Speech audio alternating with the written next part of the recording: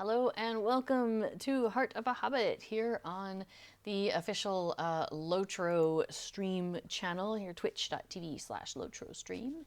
And I am your host, Little Redhead. So I will be taking you around some parts of Middle Earth today. So glad to have you along. So let's see, what are we doing today? Wow, look at that. That just changed, or it's just changing to morning up on the top there, and the little sun just popped up. Like, all right, sun just came up. There we go. So I am here on not Laurelin. Let me switch that. I just realized I'm like gone to a different server because that's how I roll. We're on Treebeard. Treebeard. So let me hit OK on that. Okay, there we go. Now you are all caught up. We are all up to date. So we are on the Treebeard server. Excuse me while I get a quick drink. And I am here on my main character on this server, who is Rosenbloom. Hello, Rosenbloom. And we are somewhat dressed for the winter weather. I've got my cute little scarf going. I got a hat going. This is actually an adventuring outfit, actually. But I think it'll do today for the festival, because we're going to go do the Harvest Festival today. So I thought we would just go ahead and start with a few basic little things. So we're going to grab our Hobbit gift. And we were for a little while getting silver presents every day and then gold presents every day if you were a VIP, which I am, so that was pretty neat. But now we're back to normal, which is a silver every day and a gold once a week. If you're not VIP, you get a silver every day, so that's still pretty cool. So, and they could be all sorts of things like, 200 Figments of Splendor. I will take that. Thank you, Gear. That's her name, Gear. I mean, I would automatically say Gear, right? Because, like, I would read that in English, but I bet it's probably not pronounced that way as a Hobbit name. Oh, it was Gear that I got. Oh, I got you. I received a gift from Mirabelle Gamage. That makes more sense. All right, so we did that. And then our other little piece of housekeeping that I tend to do is I click on the ingredient crates. So if this is something that's new to you, or you don't know why I bother with this, I just got 9 universal ingredients from clicking on those 2 crates. And that is super helpful when I want to do any crafting, especially if I want to do any crafting for myself or any of my alts on this server. Because I can just use these things. So let me go to, like, why am I telling here? Guild. So if I were to make, let's say, some guild armor for one of my own characters. Let's say I'm going to make some Enduring Great River armor, which is basically the guild version is like the critical version of normal. So it's automatically a critical version, which is cool. So you'll see it would take like some finished Kalinard leathers, it would take a cracked Helvarch sigil, and it would take a Westfold pattern, which is a guild item. So if I was making this for somebody else, I would need those things. But if I'm just making it for myself or one of my alts, I can use universal ingredient packs, which I click that button there. And in this case, it would use 12 of the packs. So that's fine. I just got, what did I say, 9. So I almost covered my expenses in one go just there. And so I do this every day, even if I'm not making stuff. So I have currently 18,000 universal ingredient packs on this server. But it makes it easy for anytime I do want to use them, I have them available to me. So it's just one of those things. So every time I log in with a character, I check on the crates. I apologize for the sun there on my face. I'll just try to hover here in the shadow with you all. I could close the curtain, but that seems a bit silly of a thing to do when the weather has turned a little chilly in the last week, and I don't want to miss out on any nice warm sun coming in. Okay, so let's see the other thing. The other thing I need to do, yes, I do, is talk to Wenda Cranesbill over here. She is our lovely, friendly VIP rewards vendor. She is super handy. So I'm going to click on her. So she has a little quest here, and basically the idea is my rewards will be these things. So the quest is you accept it, and then you talk to her again and you finish it. Boom. Now I have 2 more things in my inventory. I have a subscriber's jug, which I'm going to go ahead and use. And then I have a subscriber town services, which I'm going to slide a copy of onto my toolbar because I use that quite frequently. So the way this works is my subscriber town services, that allows me to have access to all of these things. So I can buy and sell things at the shop. I can get into my vault. I can get into my shared storage. I can open the wardrobe, which is shared amongst all my characters on the server. I can go to the auction house, or open the auction house.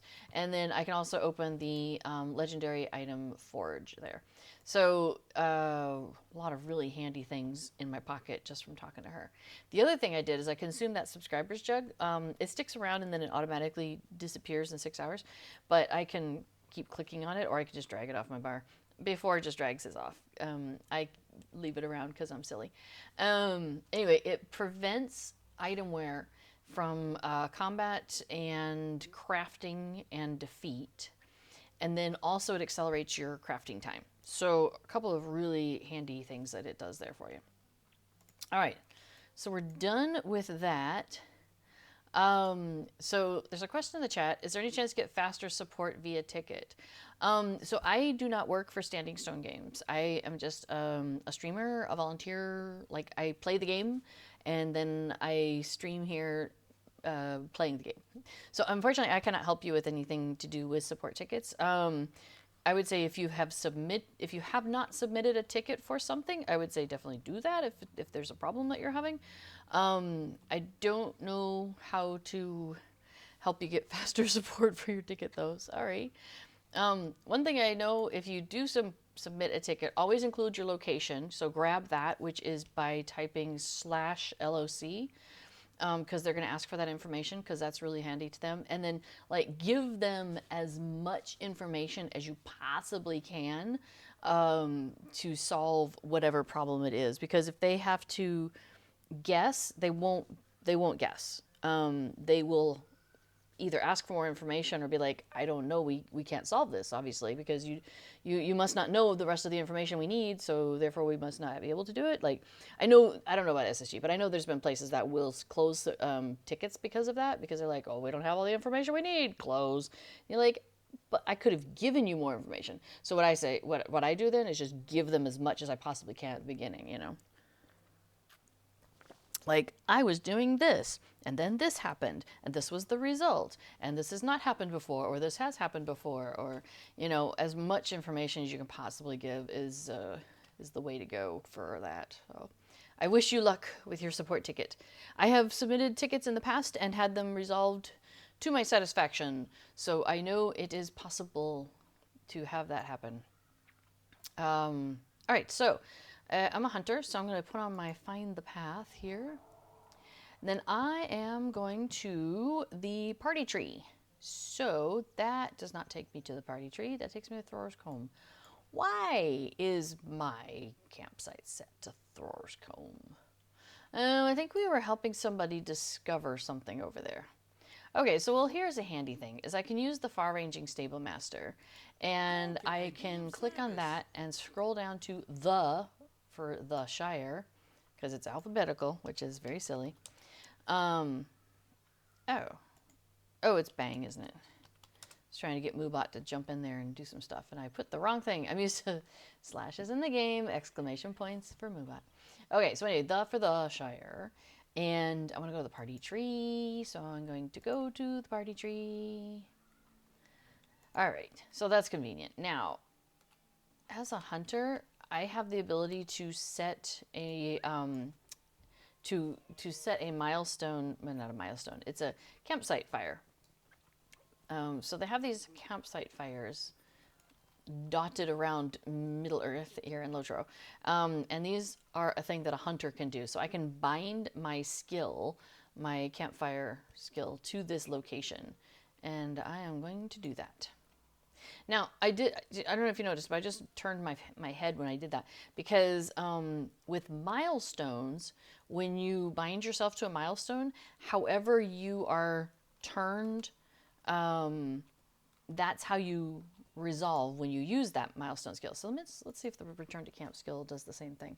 I just assumed it did, and so that's why I turned myself around there. So let's find out if it does. Yeah, cool. So yes, it did it exactly the way I had set myself, positioned myself when I bound myself to this location. So that's a fun little trick you can do, because if you're like, well, every time I come here, I always want to go towards the party tree, which is the case. So I turned myself so I was facing the party tree, because that's useful. Oh, hey, I have that horse on one of my characters.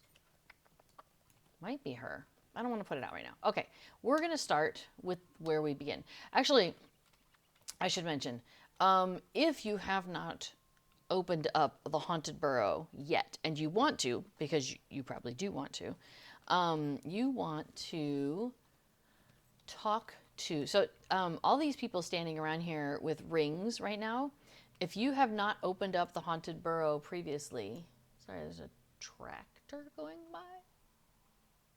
That was unexpected. I saw people have their bags of plastic out already, and I think our plastic day is tomorrow. And I'm going to check my phone, because we have a little app on our phone that shows us what days. But I think that's for tomorrow. Yeah, plastic is tomorrow, and then green waste is Thursday, and then paper and regular trash are Friday. Wow, big week for getting rid of stuff. That's nice. So, okay, so anyway, so back here at the Haunted Burrow, at the burrow, basically, we're at the party tree. We're just below the burrow. So if I were to look up, we're going to look up here, and we're going to see that the bag end is up at the top there. And Lobelia currently is in possession of bag end and all of its spoons. So down here then, at the bottom of the hill, there are some ovens, and then there's this now exposed cellar door. And in order to get into that cellar door, you have to complete a quest called Bilbo's Letter. And the way you get to that is you start by talking to Opal Goodbody right here. Let me hop off my mount, get those antlers out of the way. So Opal right here, she's the one that you want to talk to. And she will have a ring over her head. And you talk to her, and then she's like, hey, I was, digging out a new oven down here, and like, holy macaroni, I found this like cellar door, but I can't get in. And then things happen from there, which basically you end up talking to Lobelia. There's a letter that goes involved, and from Bilbo, and it's basically like, try using a spoon, lady. Not in those words, but that's pretty much what he says. And so you go with her, you open up the cellar, and she goes in, and she's like, this place is horrible. Why in the world would anybody want to go in here? So you have free reign to go and do so after that, and she takes off. Hey, I see a cat moving behind me. Well, hello. Oh, hey, that's why you're moving. So we have two cats, for those of you who are new to the stream. And they both like this couch because it gets fantastic sunlight. So Kato, the older one, the 9-year-old, the smaller one, she is currently sleeping. Well, she was sleeping. But now Casper is over there grooming her, possibly in an effort to get her to move so he can have the good spot. These wily cats. Okay, so once you talk to Opal, go through the whole thing with Lobelia, and Lobelia is like, I hate this place, it's all yours. Then you can come and go as you please, and all of these rings show up. So now we're going to do what I normally do, which is then find the wrapper quest giver, talk to her, and to get our wrapper quest and get rolling for the day. So we're going to start with Rosa Hornblower over here. She is our fall festival trader. So she's the person we want to start with. So I'm going to click on her, and she's going to give us our daily wrapper, which is called a Spirited Harvest. So we'll go ahead and grab that. Actually, hang on, I want to... Yeah, I hear some activity happening behind me now. What was I looking for? Oh, I want to find... What did I do with... Oh, yeah, there it is. Well, actually, no, that's not what I'm looking for. Hang on just 2 seconds. Let's see, do we have a thing about Extra Life? I was wondering if Moobot knows how to tell us about Extra Life. Extra, read all about it.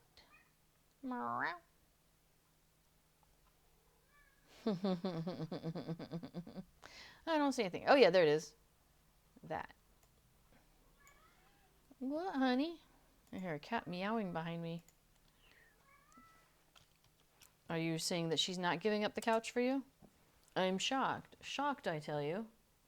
I think he's gone to the other couch, which is up against the wall back there. Okay, so just so y'all are caught up on what's happening in the world, every year SSG, Standing Stone Games, who puts out Lotro and Dungeons and Dragons Online, or DDO, every year, SSG does fundraising for Extra Life, and Extra Life is a charity that raises money for Children's Hospital, and children's hospitals in like the network of them. So SSG is located near Boston, and so they tend to raise money for Boston Children's Hospital. But as a streamer, you are welcome to join Team Standing Stone Games. I have done so, and you can raise money for whichever children's hospital you want to. I live in the Netherlands, and so I don't have a children's hospital here that I feel I need to raise money for. And I'm in a lucky position that I've never had to take my children to a hospital and deal with that as a family, an illness, a child's illness or anything like that. So very lucky on that part. But not every family is so lucky. And so children's hospitals do a great job of, taking care of the kid, helping out the family, all sorts of stuff. You can read more about at their website. They have videos, they have information, they have testimonials, all sorts of good things at their website. If you want to donate to this Extra Life drive that we're doing, we have begun the fundraising, and you can see up above my head there, we've got a pair of widgets. The top one is telling you what the team's goal is, which is $30,000, and so far already 14,000, almost 15,000 has been raised. We're almost halfway there, which is amazing. And then I have an individual goal. I'm working on trying to raise $750 within that 30,000 goal, and so I have already $150 raised. So super thanks, by the way, to those of you who have donated in my name already. I really appreciate that. It just gives me lots of nice warm fuzzies. Oh, and every time somebody donates, in my name, well, actually, or for the team, whatever, you can just donate. I will do a flip. So that's one little benefit you get. So I'll do a Hobbit flip. I just love her little ta-da. Cracks me up. The river hobbits, they don't get that same flip. It's very sad. I feel sad for them because we hobbits get the cool flip. So that was neat. Oh, hey, while we're chatting, I'm just going to pop over to this apple tub, grab some apples. Okay, so but what's aside from just doing good and helping out charity and helping out children and family of children, you also get to you get goodies. So it's not all completely altruistic. So if you donate during this drive or have donated previously this year, send let's see, here it is. There's a survey now. He used to do it by email or by forum message, but now he just has like a form online. So there's a SurveyMonkey link there. You'd click on that and you would go in and tell him what you want. You can figure out what you want by looking at the link before that, which is lotro.com/news/lotro extra-life-2023-en. And the link is right there in the GD chat. So take a look at that list. You can see what the list is called is the community loot list, and it's loot that can be given out to the community for doing community things, so such as raising money for Extra Life. So if you decide that you wish to donate, you can do that anytime. You don't have to do it during the stream. You can just go to the Extra Life Standing Stone Games link that was in that first one. And you can look at the roster, and then you can pick who you want to donate, whose name you want to donate under. So, but if you do it during my stream, I will say thank you on stream, and I'll do a Hobbit flip for you on stream, because I'm pretty happy that you have chosen to do that. I think that's awesome. And then you can look at the loot list, pick out the things you want, send a message to Cord, and you're good to go. You don't have to do it right away. If you think you might donate more over time, you know, you can wait to do your survey. That is no problem. We're going to, as a team, so Extra Life Day is like Saturday, November 1, 2, 3, 4. Saturday, November 4th. Looking at a calendar here. But our team, last year we did it on the Friday, the day before, and we did like a 12-hour block. So we'll probably do that again. And during that 12-hour block, there's usually giveaways that happen in the chat. And it's just exciting, you know, like everybody's coming together and supporting each other and stuff like that. So that's kind of fun. So, you know, you may want to do it during the drive, because that's fun. You may want to do it before the drive and during the drive. Before and I have a tendency to do that. So you can, whatever you do is great. If you are unable to donate or choose not to, that is totally fine too. I never want anybody to feel like they have to do anything on a monetary basis that makes them uncomfortable or is outside of their means. So please definitely make sure that you stay within your budget. I feel like fiscal responsibility is more important in an individual's life than donating a bunch of money. So do take care of yourself. And when you take care of yourself, then that makes it more possible that you're able to take care of others. So that's a good order to keep in mind. All right, so there's Extra Life. If you have any questions, pop it into the chat. Happy to answer any questions about Extra Life, about Lotro, about the Netherlands, about our cats, about my current crochet project. Any of these things are free game.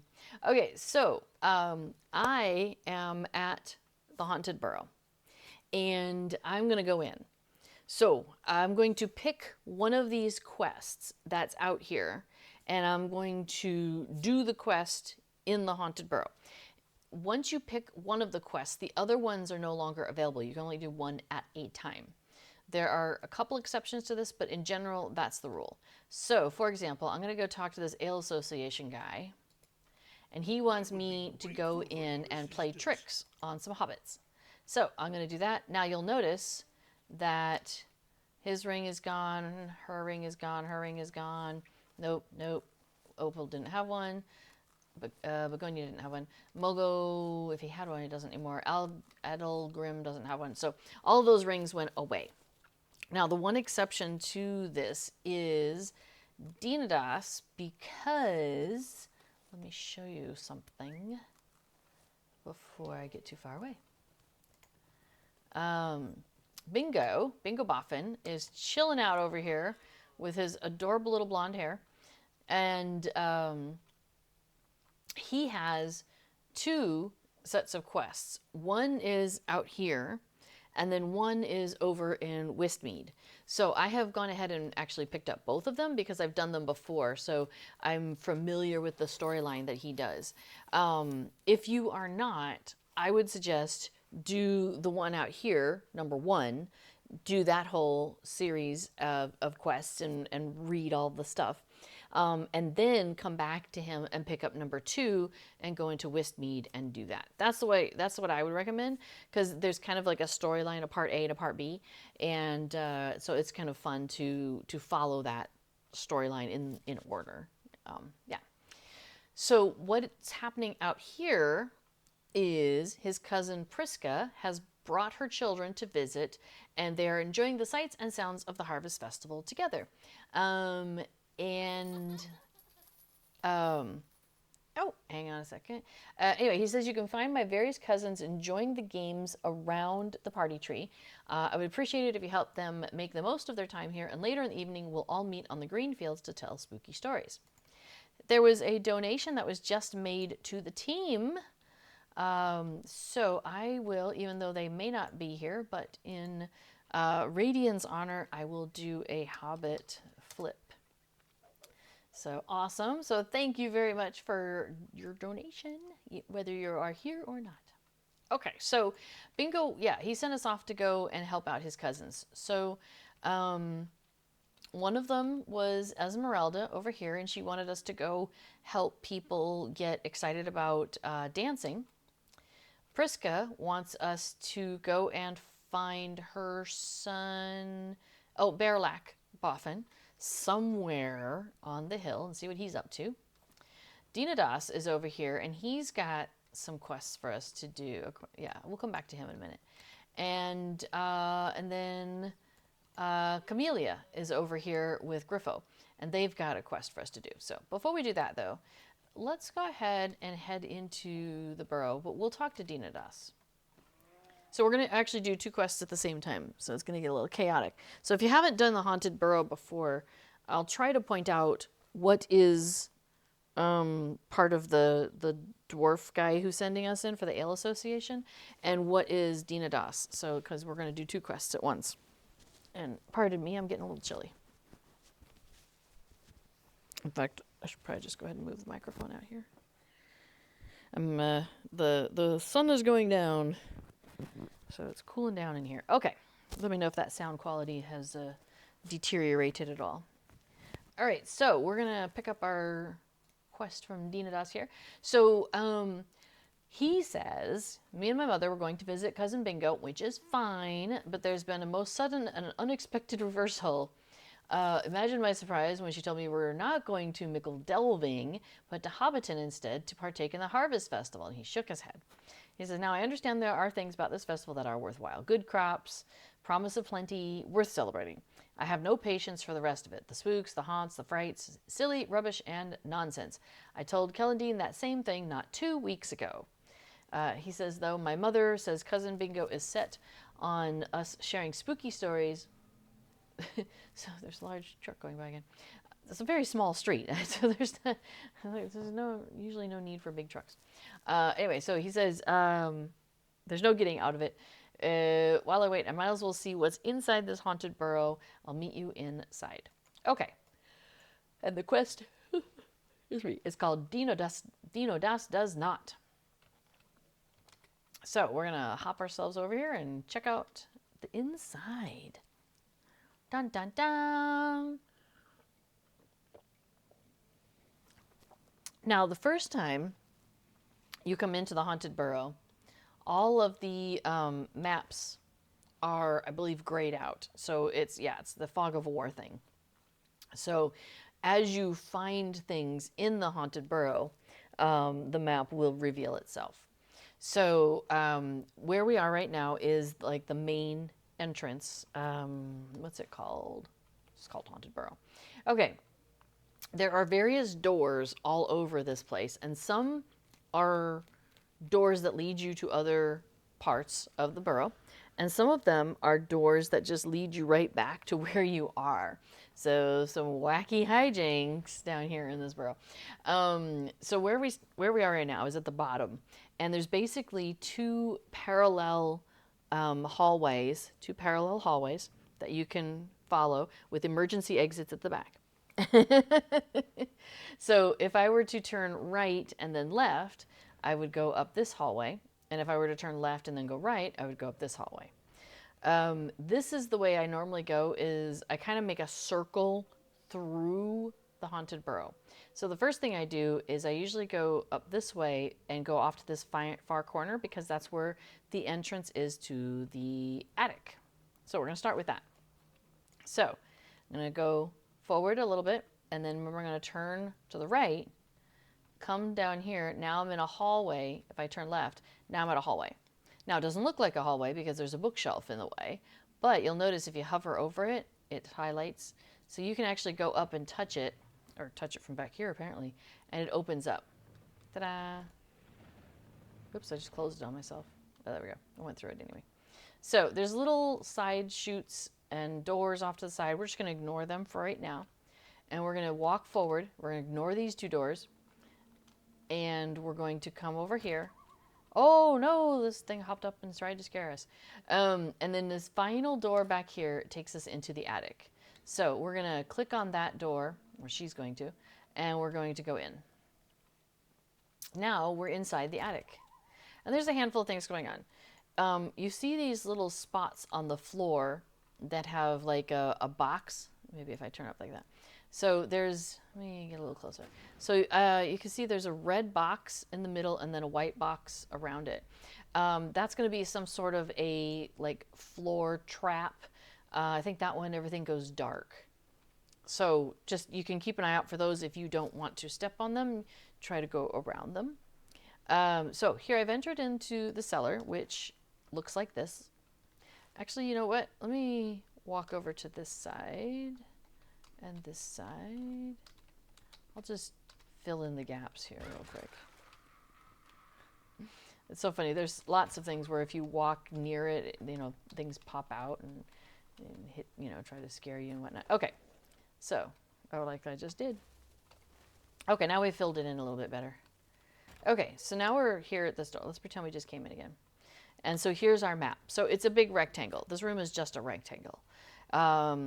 Basically in the kind of along the 1/3 and 2/3 ways into the room are a series of these beams. Bump, bump, bump. There and dun, dun, dun, over there. They match the beams that are up against the wall. So it's very thematic there. Oh no, a thing popped up to scare us. Okay, so two things we're going to do. We're going to talk to Dinados, and he happens to be right here. And he's like, most burrows do not have attics, being delved into the ground and not unnaturally elevated like the houses of some folk. But this one is no more frightening than I would expect of the usual sort.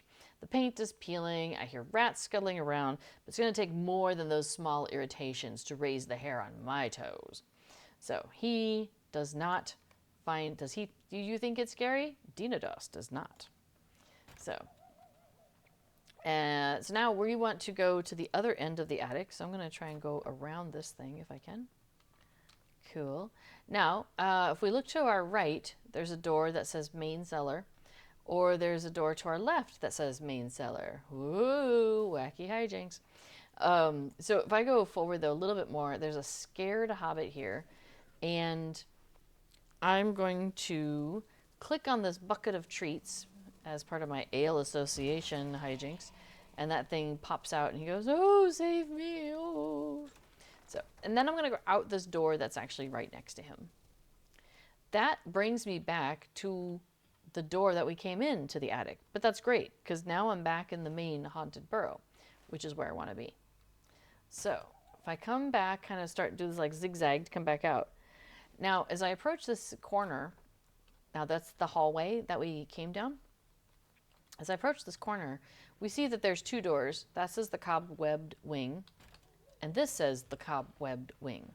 So that's a little wacky. The good news is as you're coming out of the attic, so remember I came from over here, and I go zigzag. If I just keep going straight, that's the door that I want. And probably the door that you want. Okay, so now we're in the cobwebbed wing.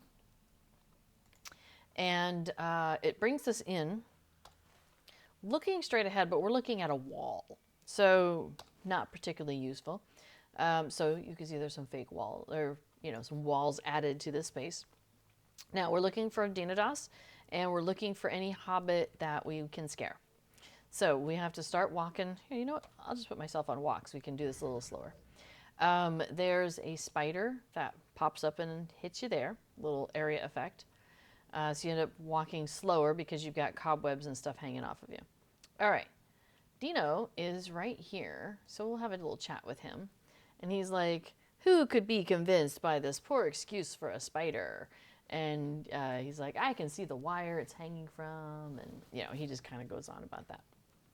Okay, so do you think it is scary? Dino does not. But now we've kind of zigzagged our way over here. And you'll see there's two little little cubbies here. There's one at this spot where we're standing near, and there's one over here. We actually want to go see the Hobbit that's in that second cubby over on the other side of the room. So we're gonna work on making our way over there. And yeah, I know I'm walking slow, right? Maybe I'll undo some of that. Okay, so right here is another bucket of tricks. So we're gonna click on that. And there's a scared Hobbit in this room. He says, a cave in, we're all going to die. He'll be fine. All right, so we're going to run back out of here, back towards where we saw Dino, and back to this first little cubby, because we want to go out this door. Again, we've got two doors. We've got creeping wing there, and we've got creeping wing there. One of those is the right one, one of those is not. It's the one on our left, so we'll go ahead and take that. So now we're in the creeping wing, which is this one down here. You can see where I've gone because the other part I haven't even uncovered. So we come in here, and I already started, as you noticed, angling off to my left because the door I want to go to is right there. But we'll go talk to Dino first because he happens to be here. He says, do you think these hobbits are trying to scare us? Because these bottles can be filled with anything. Crudely painted mask on the wall. If it was darker, I might think it was a real goblin, but, I can tell it's not, So he's all, nah, this isn't scary. Not at all. All right, so we're going to go through that door that other person did already.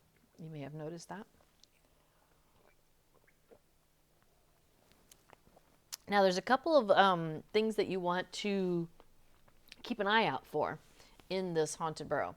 And one of them is down here in the basement. So now we're in the basement, which is a little hard to traverse. It's a rectangle on paper, but it's got like lines of barrels and hidden doors and stuff you can step on. And so the basement is a little treacherous. So the first thing we're going to do is straight ahead of us is this barrel rack. We're going to go ahead and click on it, and it opens.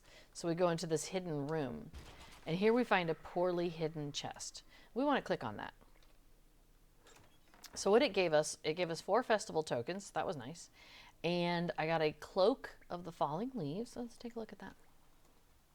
Oh, that's pretty. So you can get some furniture. You can get housing items here. You can get cosmetics. You can get these consumables where you throw things at other people. One of the things that you can find in this chest is a quest, and that quest will give you, after you follow it, you can get a special mount for that out of that. Okay, so we popped in here, we got this. Now, the chest is on a timer, so now I have an effect on me. Let me pop that out with the H for the tooltip. It says secret treasure chest. You have used the secret treasure chest recently. Duration 1 day. So it's got a 24-hour cooldown. So now I have to wait 23 hours and 59 minutes. And then I can do it again. So that does not follow the reset of, like the normal 3 a.m. reset of things. That does not follow that. So that's one thing you have to keep in mind. Okay, so I click on the barrel rack and I can get back out of here. And that's where I came from. That's where I started. So now while we're standing here, we can see there's kind of like a little zigzag. If I were to go that way and then this way and then this way, and then if I make kind of almost a U-turn there, there's a scared hobbit, and we're going to scare her some more with this bucket of tricks. And we send a squirrel out, and she thinks it's a ghost, but it's a squirrel. All right, so now I'm going to keep walking down this hallway. The hidden chest is behind that wall there. And keep coming. I'm going to make a U-turn. There's Dino. We'll say hi. He's like, this basement ain't nothing. It's kind of damp, but, you should be able to find your way out, right? It's not that hard, right? So this one, basically, from where I was, you're going to come down, make a U-turn, go up, make a U-turn, go down. That's how you get in and out of this one. So here we are following upwise, and we're going to go around here. And again, we've got the 2-door situation. It's the second door is the one that we want. We'll take that. Hello, kitty cat. Did you want to come up? She's been a little extra cuddly the last couple days, probably because the weather has turned. It's gotten a little chillier. And she is, I think, looking for warm humans. Arthur says in the chat, I use the reminders plugin to track the daily chest options, although I also track it on a spreadsheet because I like to see all my characters across all accounts in a single place. Very nice. Yes, so as Arthur points out, there are many Lotro players who will bring each one of their characters in every day to come in and check that chest to see if they got the quest to get the pony. I think I got it last year because, let's see, looking for my mounts. Oh, what's it called? Not spooky, is it? No. Skeleton? Yeah. Skeleton painted pony. I have it, so I must have gotten it last year with this character. Oh my gosh, Arthur says I have 26 characters that don't have this deed yet. The first time I got it, it was on a character that I like never play. I just happened to be like doing the cycle where I just logged in each character and had them do it. And so I had her do it, and then she got it. I was like, and I never play this character. It was really funny. So, okay, but so anyway, so we came out of the basement, and now we're back in the main burrow. So we're back, and we're actually see how we're at the top of this line, because remember we came in, we went over, we went up, came over, went into the cobwebbed wing, did that, came out over here and ended up in the, we did all these things. So now I actually want to not leave the burrow. I want to go this way first. Oh, Arthur says you've gotten 2 this year. That's awesome so far. So I kind of zigzagged over that little ground thing, and I'm coming over here, and we have a scared hobbit. So we're going to click on our bucket of tricks, and we scare her, and she goes, oh, and she falls over. All right, but there's a mystery door over here, so we're going to go check that out. And now we are in what you might say looks like the burrow, like maybe Bag End. Indeed.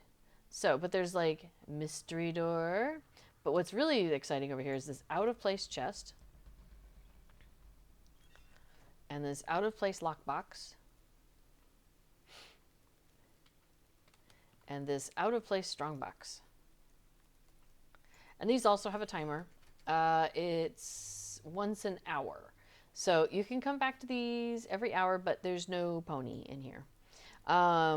But what you do get, what did I get? I got a haunted tree, so a housing item, the haunted tree housing item. And then I got festival tokens out of each of the boxes. So that's really nice. Now, I want to go back to where I was, though, because I'm not done. So I'm going to actually go back. So I'm going to follow the zigzag. Let's follow the zigzag back to where I was, the main cellar. Back by the scared hobbit that we knocked down. Back over the zigzag to where I came out of the basement. And now I've got 2 more hobbits that I need to go scare. So I got to go across this floor problem and click on this bucket of tricks. Okay, she's going to get scared because here comes a ghost. And then I'm going through that fake bookshelf, and I kind of zigged over a little bit.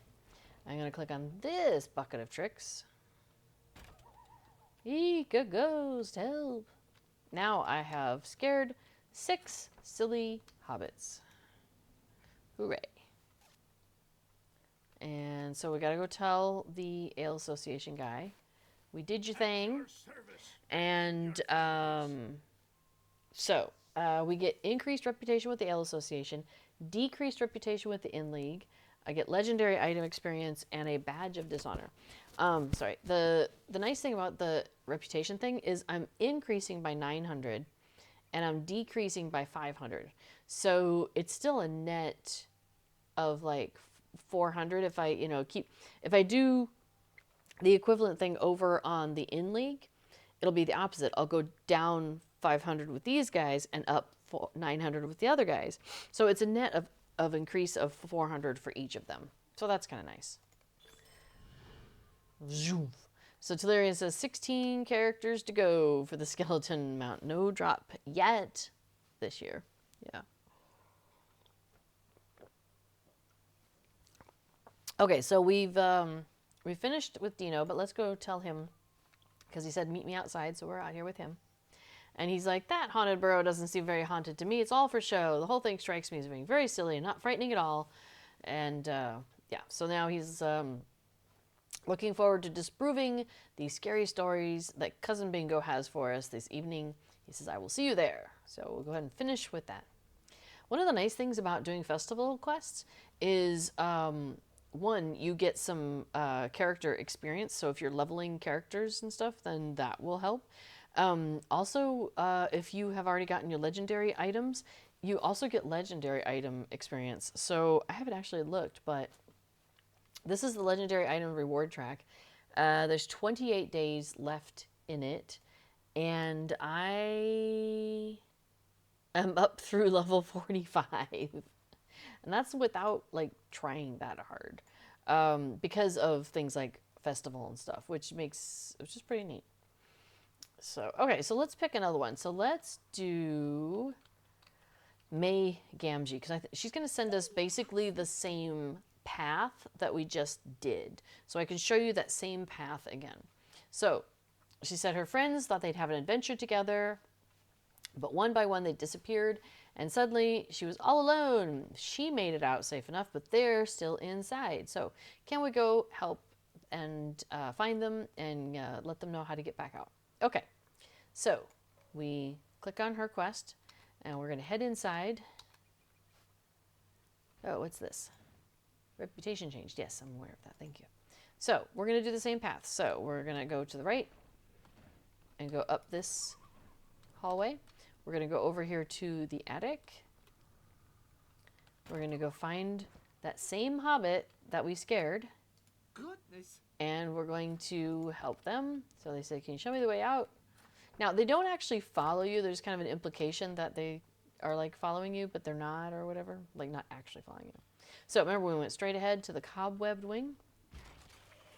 We're going to go talk to that same hobbit that we scared over here. So it's the same hobbits that we scared previously that we are looking for. So you just follow the same path and you can get yourself out. Now, because we're not doing Dino, it'll go a little faster. So here we just cut straight through and we're out. There's no hobbits to scare there. We don't need to click on the barrel rack because we've got another 24 hours before that's ready for us. Here's the scared hobbit. So we'll find our way back out. Remember, it's kind of like a big S. Go to the end.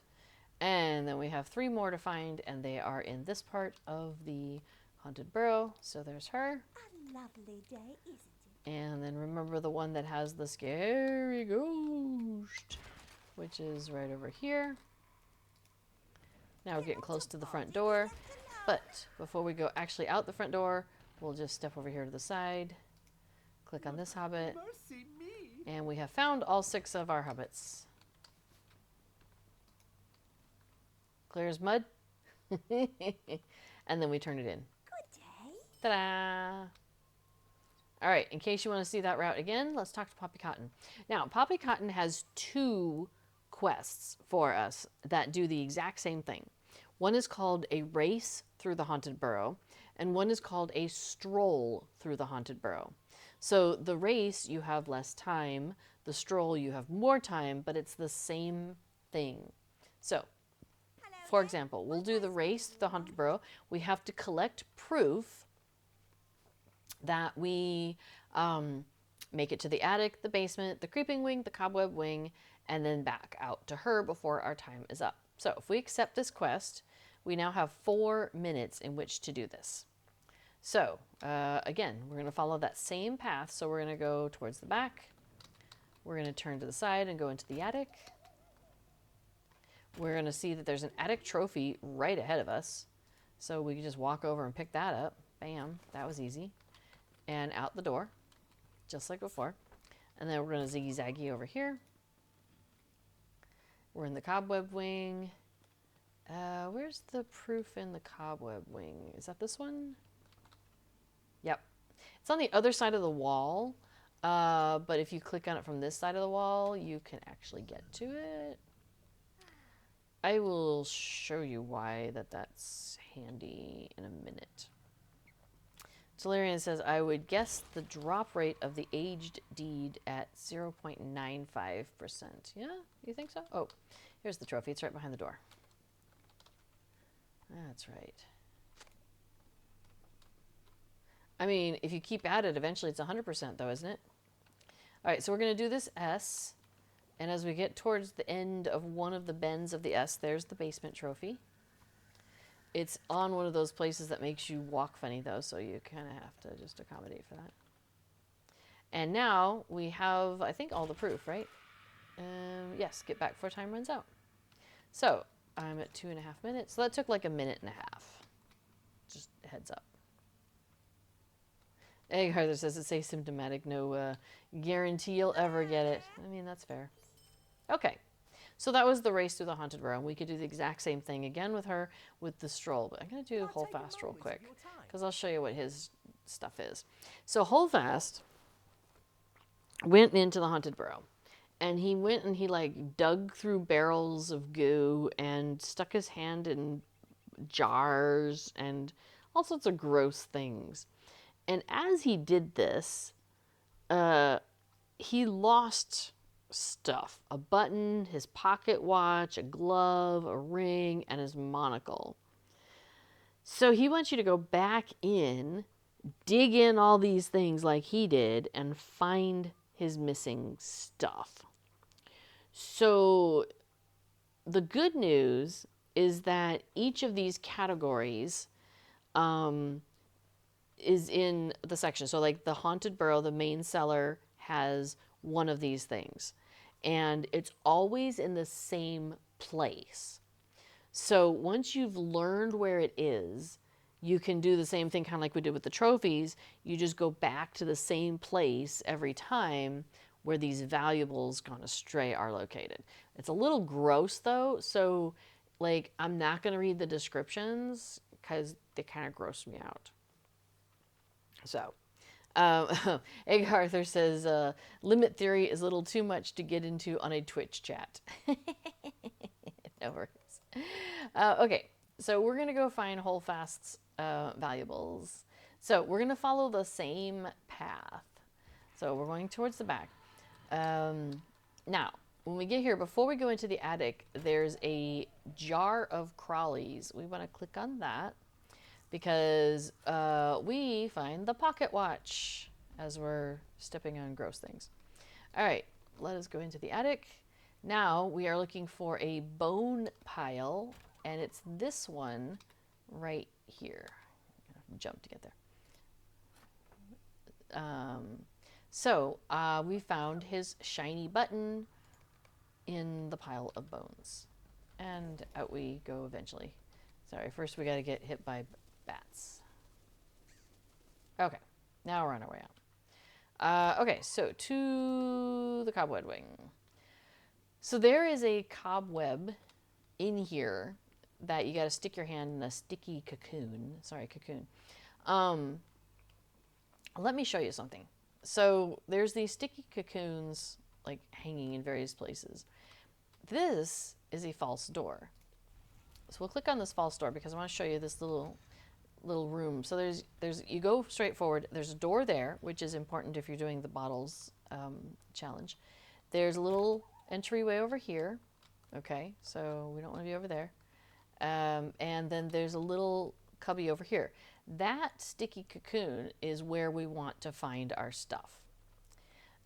I'm going to go back out though and show you how you can get to it without having to actually go in that room. Because going in that room slows you down. And if you were trying to do this quickly, because maybe you've got 12 characters on every server that you're trying to go through. Time is of the essence. Okay, so we came from back here and we ran down this hallway. Now the hobbit we scared was over here, so we're facing that same direction. And remember the room we just went in was over here, and so we made a U-turn, and so the cocoon we're looking for is over here. If you stand on this table and you use your select and then use, you can get a hold of it. Now you do end up with a poison, but you get poisoned no matter what you do, so you can't avoid that. There's poison inside this yucky thing. But hey, we got the thing. Okay, now we have to dig into a barrel. And again, it's a similar sort of thing where the barrel we want is in that room and around the corner and kind of over in this part of the room. So if we stand on this table, or near the table, I guess it is, we can find his ring. Okay, and then we can just get out of here. Because what we're looking at is like these barrels of mystery flesh. So gross. So out we go. Let's see. Oh, we're looking for the monocle. Okay, so now we have these disgusting puddles. And we have to stick our hand in one of them. And that would be this disgusting puddle over here by the squirrel. And you always get knocked out. I haven't figured out any way to not get knocked out. But hey, we found the monocle. Because there's an area effect there. So, all right, so now we can do our regular little S and get on out. And now we're back to the beginning, back into the main burrow. We can go through here, through the fake door, zip, zip, and through. So, Apex Gamer says, nice tip, never knew that. Yeah, I am happy to share my knowledge here. Hello there. So another nice thing I like about doing his quest is that every festival there's usually 1 or 2 quests where they'll give you virtue experience, and his is the one that does that. So if you can stomach doing his quest, he'll give you virtue experience. So that's kind of handy too. Let's see, what's Adelgrim, what's your deal? Good day. Might I Oh, have his a is word the with you? bottle quest. Okay, do I still have that written down here? Let me take a quick look.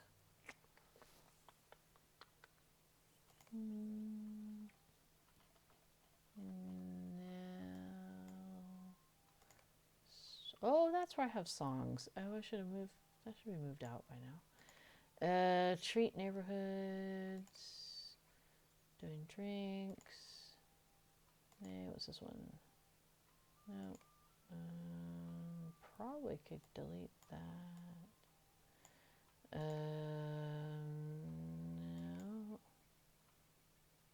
No. Oh, maybe this one.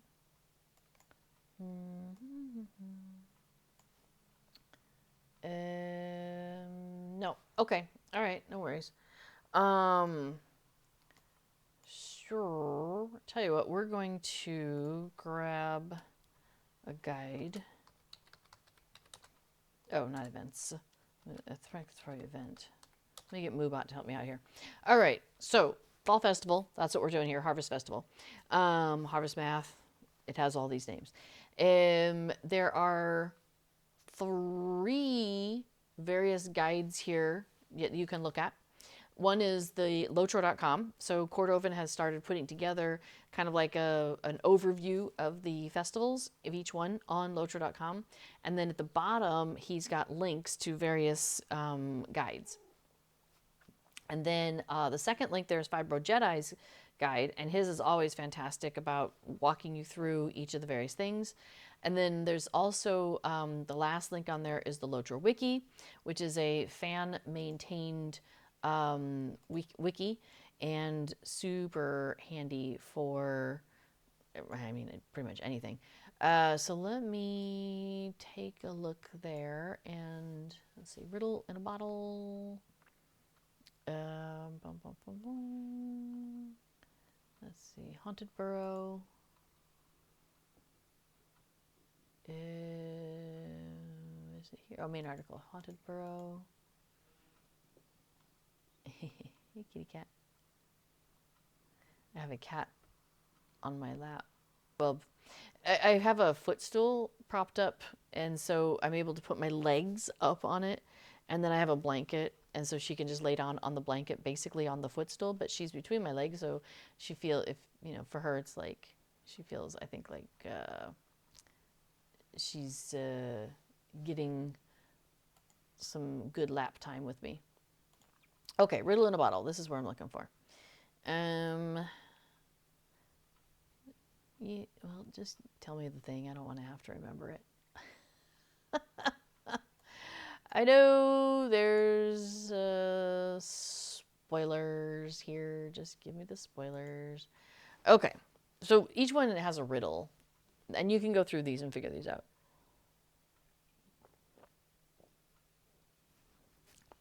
But for me, if I'm doing a speed run, which we're pretending I'm doing, with a lot of pauses in between, we would just go straight for color here, color there, color there, color there. So let me write down what I want. So we're going to start with the white bottle. And then the second one is this one. Maybe I won't say it out loud just in case somebody doesn't want to be spoiled. And then you just don't pay attention to what I'm doing. Okay, and then the third one is that one. And then the last one, because there's 4 bottles, is, oh yeah, of course. Oops. Not there, over here. Oh. Okay, cool. So now I have my order. So, all right, now this is a timed quest. So basically the idea is you look at the riddle and then you go to the table where the drinks are. And there's 3 bottles to choose from. There's a white one, a blue one, and an orange one. And after you've picked your choice, either if you pick the right one, you get a nice like buff, lets you go faster and you don't get hurt by the things as your way through. If you pick the one that's neutral, it's water and it doesn't harm you. And then if you choose like the super wrong one, it will give you, I think it has a negative effect and it slows you down.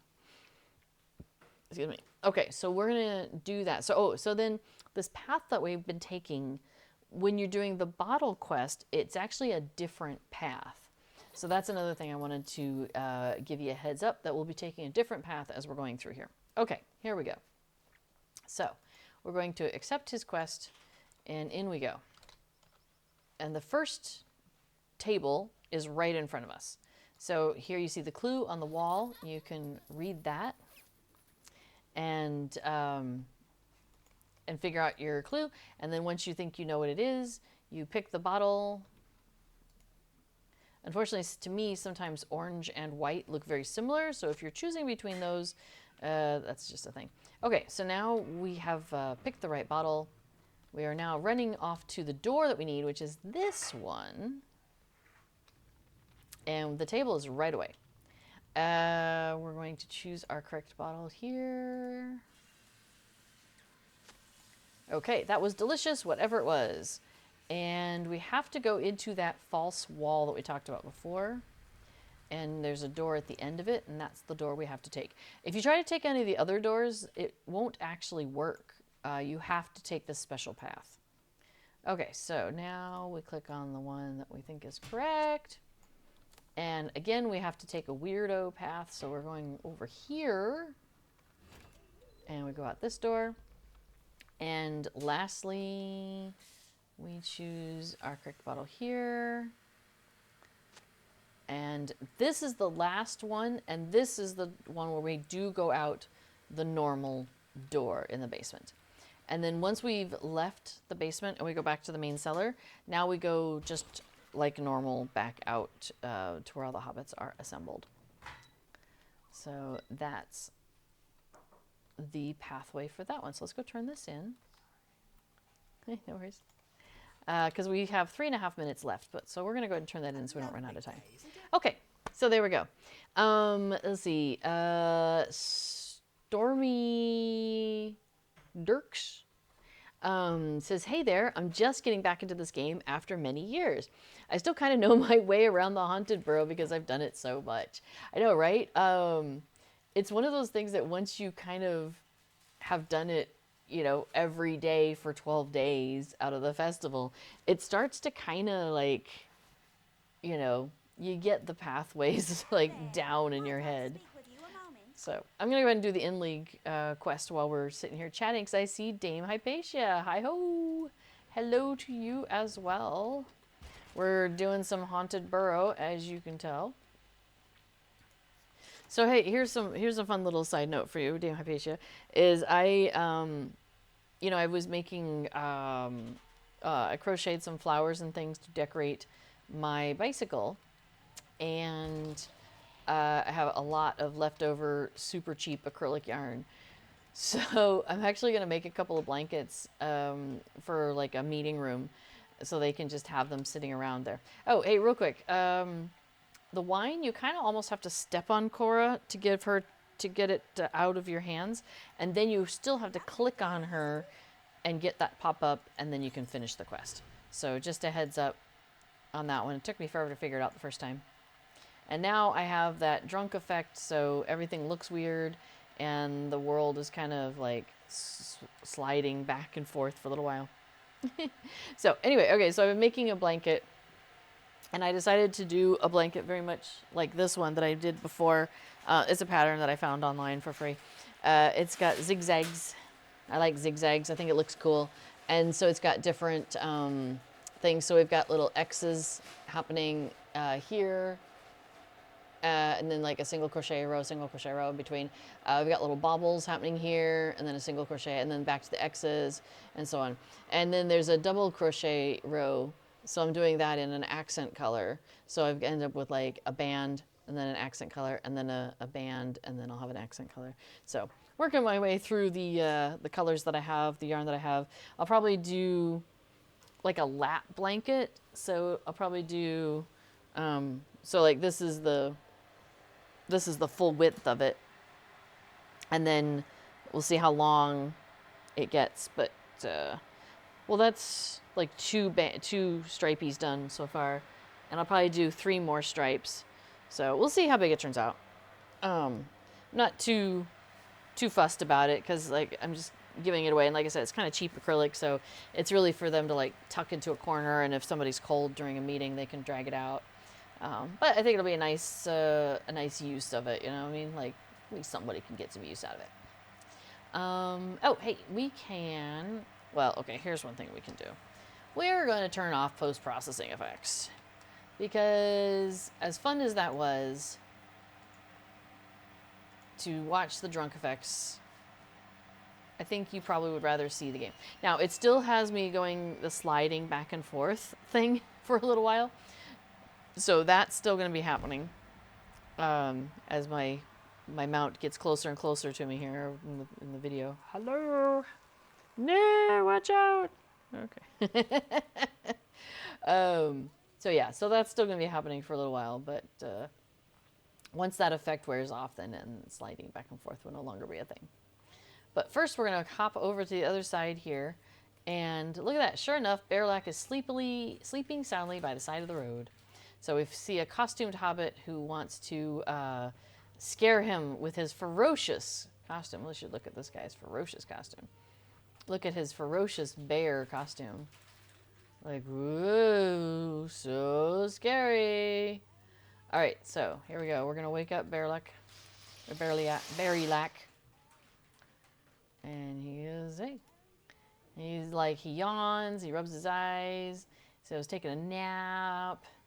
And better get some rest if we're going to stay up late.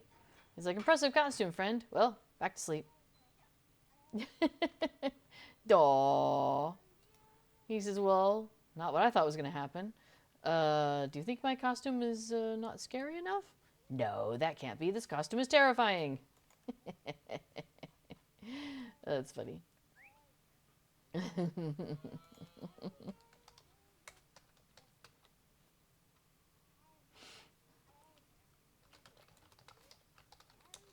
All right, so now let's see. Who else do we have we not talked to? Oh, we could go talk to Priska, their mom, and see what's up there. Do, do, do, do. Hang on, there she is. Hi, Priska. So, she says, thank you for finding Berlick's latest napping spot. I'll let him sleep until it's time for Bingo's frightening stories, and perhaps they will contain enough thrills and chills to keep my drowsy son awake. Okay, so we've done Priska. We've done Dino. So we've done Esmeralda. Oh, I don't think we've done Camellia. Okay, so let's go over here and talk to her. So she and her brother here have a problem.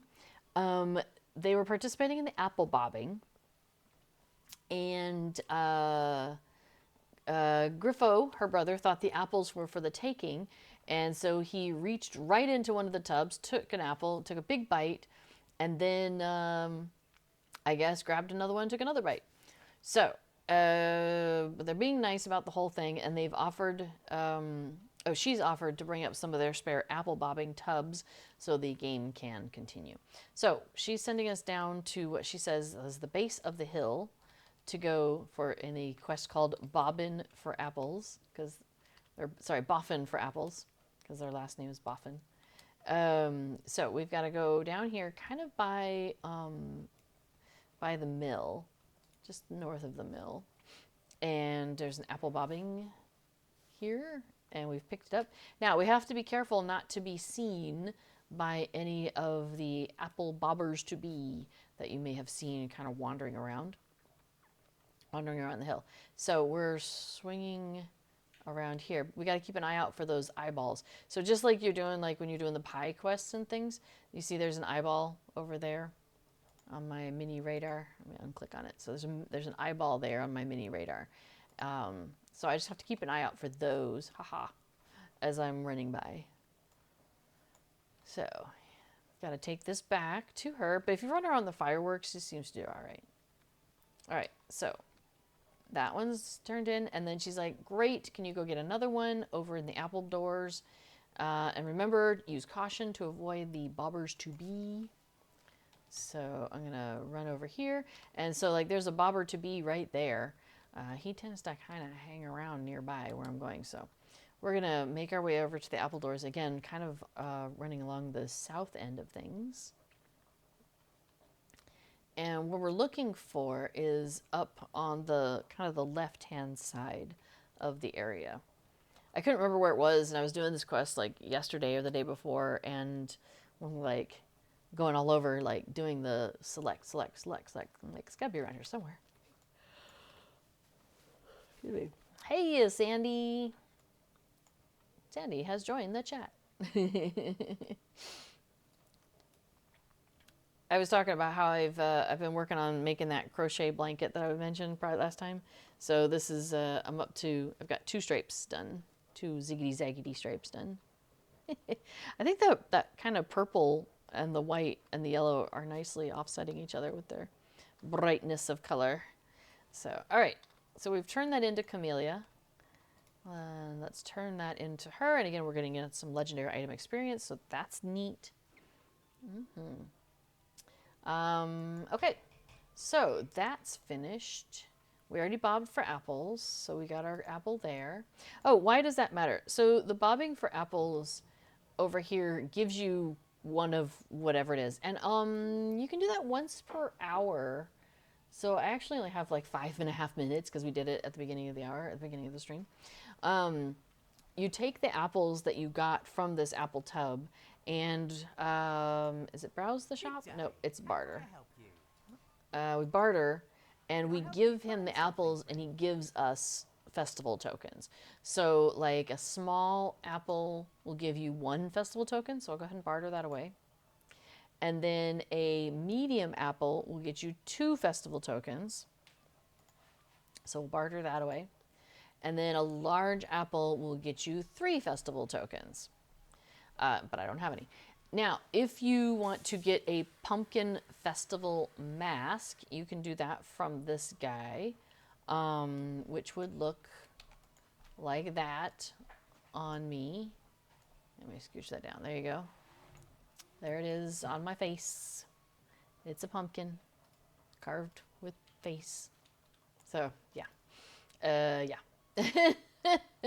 If you wanted to get that, you need a Hobbit mask token and 12 festival tokens.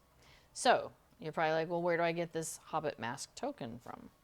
We'll show you. So, there's the 4 different races are participating in the festival in this manner. There's something that you search for. For the elves, it's a scroll. The hobbits have the apples. The dwarves have a geode. Who did I miss? Man has, I think, a pumpkin. So you search for the thing, you find the thing. Then you can also turn into them that writ with some festival tokens and get a mask. So there's 4 different masks that you can get in this fashion. The way you get it is the token that you need is through these trickster. So you see here that if I were to do this, play Troves and Trickery in the Shire, so I'll show you how that works. You get some legendary item experience, and then you get to choose whether you want the Hobbit mask token, which you would then trade with the dude over there, or I could take Fall Festival tokens. Okay, so let me go ahead and accept this quest. It is also timed, but you've got 20 minutes for this particular one. So let me go ahead and hop on my mount here. Yeah. Thank you, Moobot.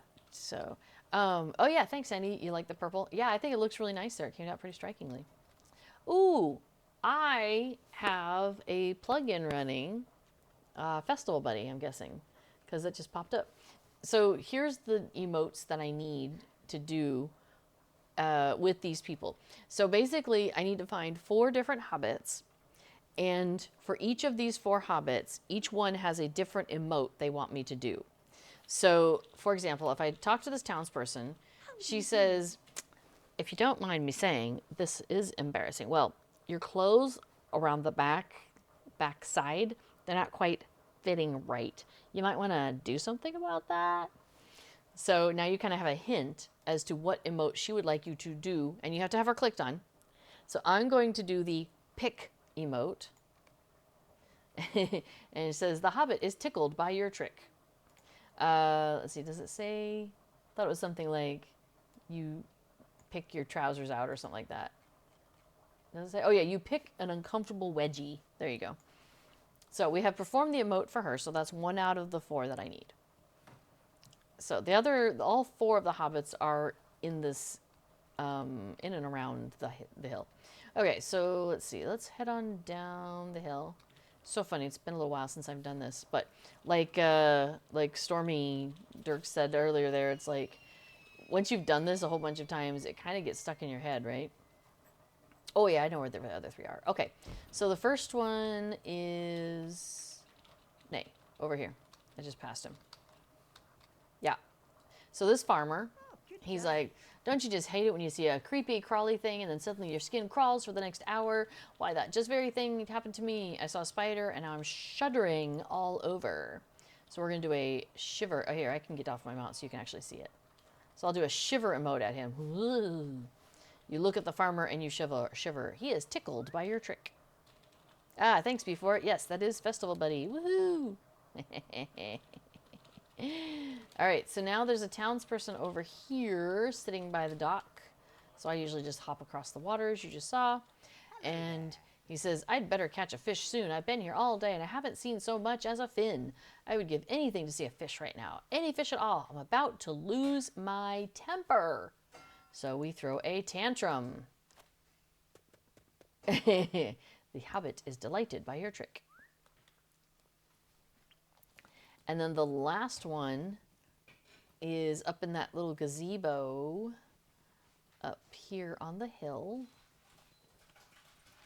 So, pop up to her. Excuse me. Okay. And she says, I'm stuffed. I don't know what to do. I've had 5 meals in a row and a fair amount to drink as well.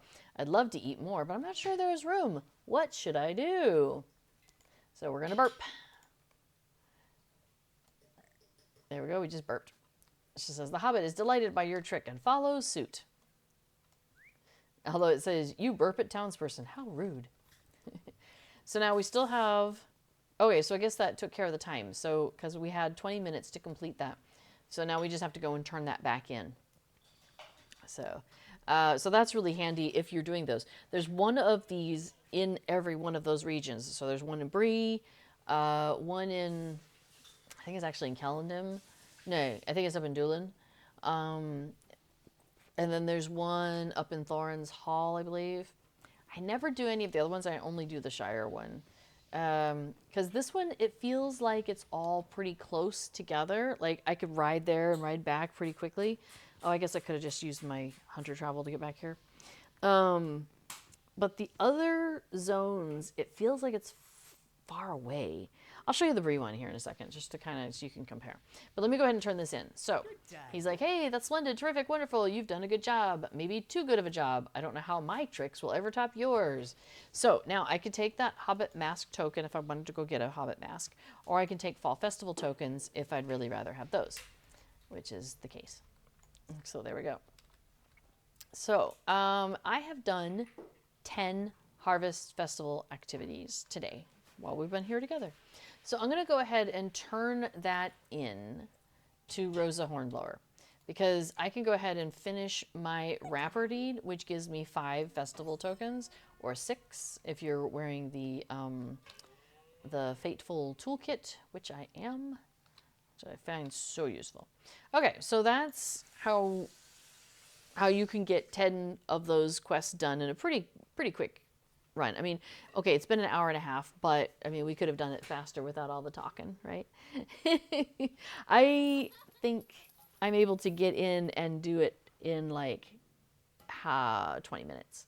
So, hey, we just got a donation for Extra Life from Estelana. Well, thank you so much. That is very kind of you. 100 towards my 750, so that's like 1/7 of my goal practically.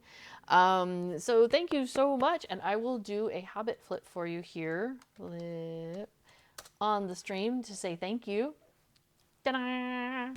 So yay, thank you so very much. So for you and for anybody else who donates towards Extra Life during this campaign, or even if you've done it previous this year, you'll want to follow the link that, did we have it? Oh yeah, there we go. Let's actually do the rewards link. That one's already on there. You'll want to follow that rewards link. There's 2 links there that I've just posted there about Extra Life rewards are live. The first link takes you to the forums where Cordovan has posted the list of the community loot items.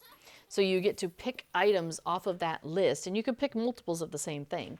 And then the second link is to a Survey Monkey link where you go in and you put in your information and you say, hey, Cord, I would like these things. And then he takes care of you. So, hey, look at that. Just Right also has made a donation. So we will definitely get a Hobbit flip for you as well, of course. Oops.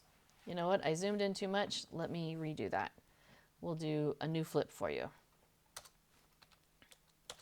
All right, there we go. We'll even take off the UI. Ta-da! Thank you, you two. That is amazing. We talked about this a little bit earlier, but basically, those of us who are participating in raising money through the Extra Life campaign for children hospitals in the U.S., that we have kind of set like our goals, and I set my goal as 750 this year, my personal goal, and then the team's goal is 30,000 this year. And we'll do a day, probably Friday, November 3rd, probably, where we'll just stream for like 12 hours in a row as a group, and we'll there'll be giveaways in the chat during the stream as well. So everyone is welcome to come back to that. Even if you've donated now, you're welcome to come and hang out in the stream and, try to win the different giveaways throughout the time. There'll be probably Lotro points. There's usually that sort of thing, maybe pets, things like that. So, and then remember, you can go then to that community loot list and pick things off of there. So that's pretty cool. So it's not even the stream day, and I'm like almost to halfway to my goal, which is fantastic. And I say thank you to the community for that. The team has reached their goal with those 2 donations. That put us at $15,053 out of $30,000 that we're trying to raise. So we've halfway made it to the team goal. So thank you very much. Now, if any of you are like, well, this sounds like a lot of fun, I want to be a part of this, you're welcome to join the team on Extra Life. Go to extralife.org, and then there's a link there up above. It was extra-life.org/team/standing stone games. So yeah, Shadowcraft says shiny rewards. I know, right? And there's a couple of new things on the loot list this year. I think it's the pig. I think it's the sleeping pig that you can have in your house. I don't have one on this server. Where are mine? I had them on a Nor, so I gotta figure out where did I send them to. But anyway, so there's a sleeping pig housing pet that was available during a limited time. You'd put in a code and you got 10 of them for free. And so I think those are on the loot list. And then pig in a blanket. Thank you, Shadowcraft5. Shadowcraft. And then Eglaniel in the Randir says anniversary corgi too. No, yeah, I think you are correct. I think the anniversary corgi pet is on the list also this year, and that's a new addition. And the spotted corgi, as Shadowcraft points out, I believe that is correct. That's possibly a new one. It was maybe on last year. There was one last year that it wasn't account wide. It was basically you got it and you could use the code like 6 times. So like you could just get it to 6 of your characters. There is a new cloak, though. That I do recall. Cord was mentioning something about a new cloak also. So yeah, I'll do an extra flip. So yeah, lots of cool things to pick off of that loot list. And there's titles. There's cosmetic pets. Yeah, so for example, let me think, what do I have in the cosmetic pets? Because I got these, we donate every year. So I have gone and picked these out myself. So yeah, there's the anniversary celebration pig. I'm gonna bring him front and center. And he drags around like a little cart that shoots off fireworks. So, use cautiously. Try not to set any tents on fire. There's a bear, the spirit bear, and let me see. Yeah, there's the spirit bear. It's huge too. And then there's like a little bear cub. So there's a lot of cuties, a lot of cute things to. So what I'll do is when they're being given away during the long stream, I'll make sure I put them on my character if that's during my stream, so that way you can see the critters as they're being given away. Fekla says that was like 12-year, the anniversary corgi, or the fireworks one. I think so. Yeah. Shadowcraft says, I haven't looked at the UI options in ages. Is that pet list and add-on are part of the current UI? That is actually part of the game. That is native to the game. I do use a lot of plugins, and I have a UI skin, as you probably picked out. But yeah, so that though, if you do Shift-C, brings up your collections panel. Another way to get to that is also by clicking on your radar in the upper corner. Mine's in the upper corner. At about 4 o'clock, there's the Stable Masters list, and that also brings up the same panel, and it has the 4 tabs over here on the side. So the bottom one is your stables, your list of stable masters, or map of stable masters. The second one, sorry, I should start at the top. The top one is pets. The second one is your mounts. The third one is your emotes. and then the last one is your Stable Master collection. So yeah, you can just click on, like, for example, pets, and then you've got 4 little radio buttons you can work with. So I've got, or not radio buttons, I guess they're actually toggles. Have, or you can undo that, so it just shows you everything. Need, it'll show me just the ones I need. Available in store, so I know, okay, hey, I can go buy these. Or earnable, and so I've got options there. Now the cool thing too is if you click on something and you're like, man, I would really love to have this aurochs calf. Underneath, it tells you how you can acquire this thing. So in this case, it says available for barter in Ringlow Vale, requires kindred standing with the men of Ringlow Vale. So now you know kind of like what you need to do and where you need to go in order to make that happen. Black bear cub, available for barter from Celeblair in Rivendell. Black pig, limited time availability for Figments of Splendor. So I do appreciate that it gives you usually pretty good information about how to acquire the thing if you're looking for it. Let's see. Yeah. Fekles says Spirit Bear was one we were giving away on the 10th anniversary. Awesome. Yeah, before does point out there are pet plugins for streamlining cosmetic pet activation though. For me, I just pick my favorites and I kind of stick them over on the side. I have a bar sticking over here, but you've got options. And Shadowcraft says, oh, I've used the Stable Master one, but never noticed the other side buttons. Yay! So, hey, Christy, I see you have brought some raiders. Welcome.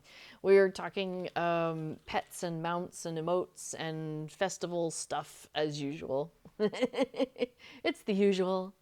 I do like the cheese hearts, though. That's making me kind of hungry. I love cheese, so, you know, that's the thing. Okay, so let's see. Oh yeah, we were talking about pets and things. Shadowcraft, that's one of the things I like to do on my stream is to kind of like, there's so much in the game. There's like so many handy little tricks and tips and ways you can do things and easier ways you can find things and all this sort of thing. So, I hope that every day on my stream, you know, somebody's able to learn a new thing that they find really handy or really useful, you know, in the game. So now you know where to find your pet collection and your mount collection and your emote collection. And in each one of those, there's a little search bar right here.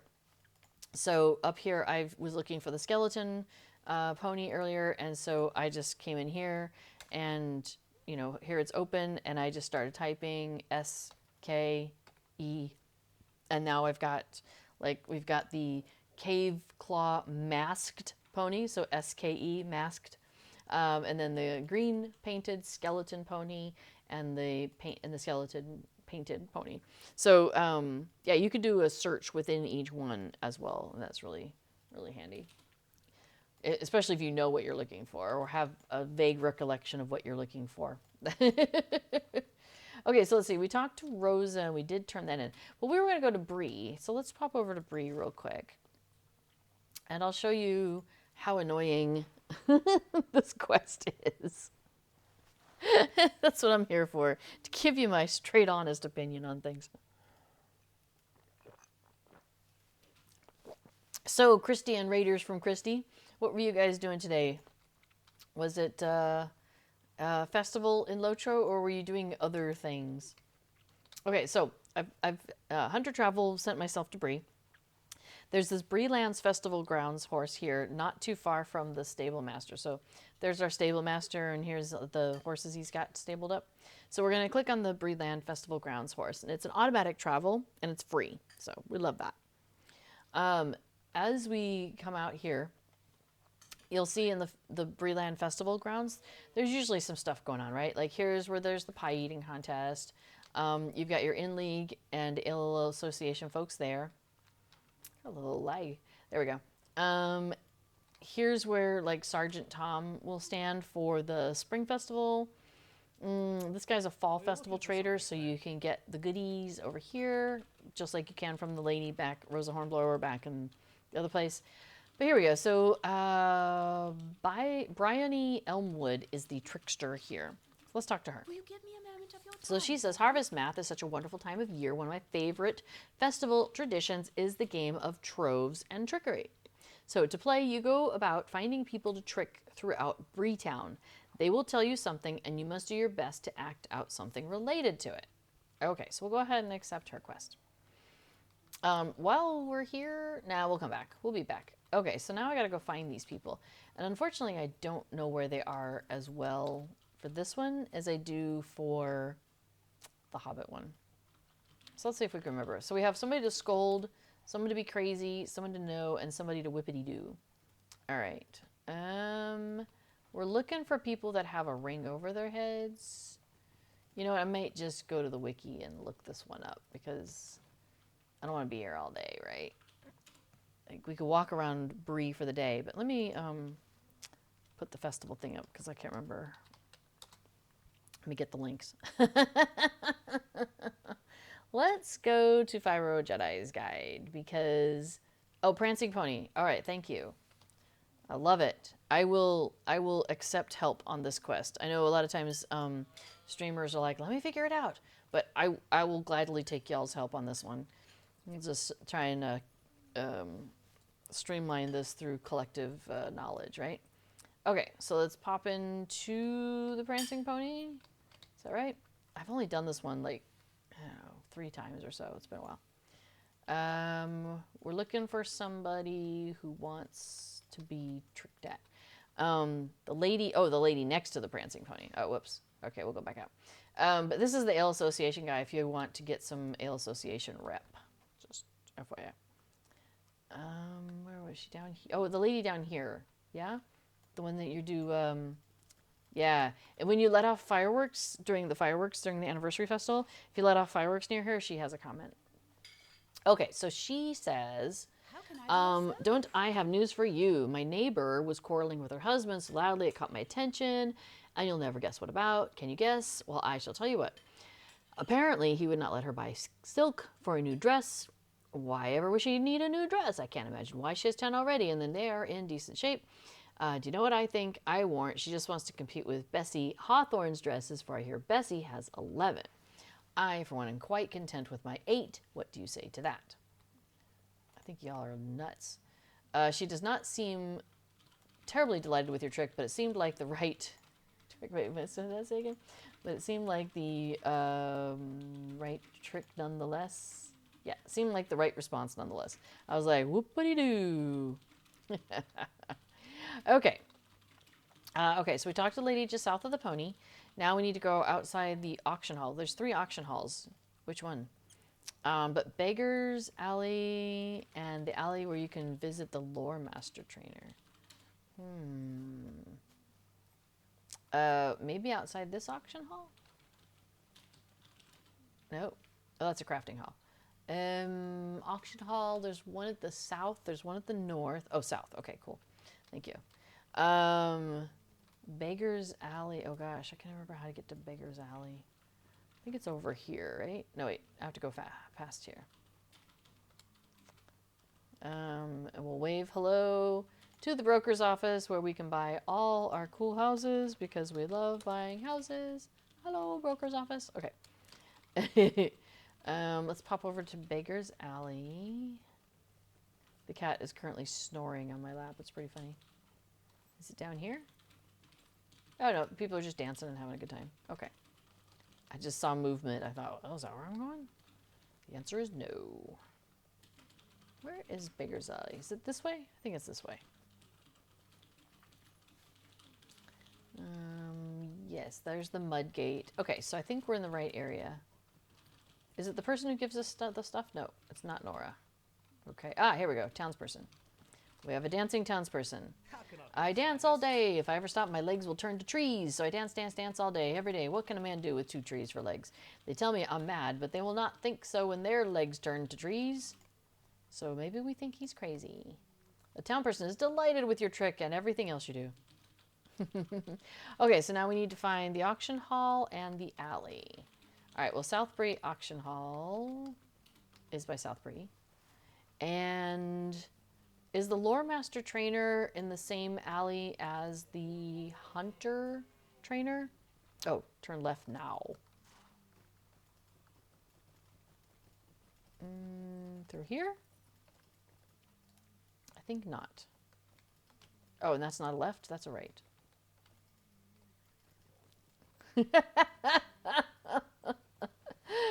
I love how I'm trying to get like live directions. Oh wait, nope, this is totally the wrong one. I was thinking, there's an instance where you end up like defending the prancing pony, I think it was, and there's like some side thing through here, and I thought maybe it was there. Now left. Oh, here? This is how you get to the Lore Master Trainer? I have no idea where the Lore Master Trainer is, as you may have figured out. Are they in this house?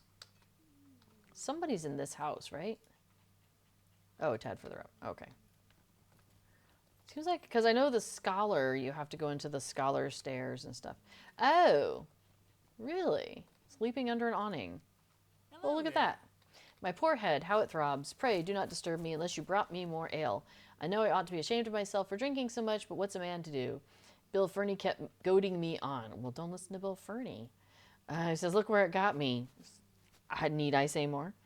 My mother will give me an earful when I wander home, stinking of beer. Alas, alas. Well, I guess we can scold him now. He does not seem terribly delighted with your trick, but it seemed like the right response nonetheless. All right, now we got to go to Southbury. I mean, I could have just gone... Oh, you know what? We'll do this the easy way. All right, we'll go back to Bree.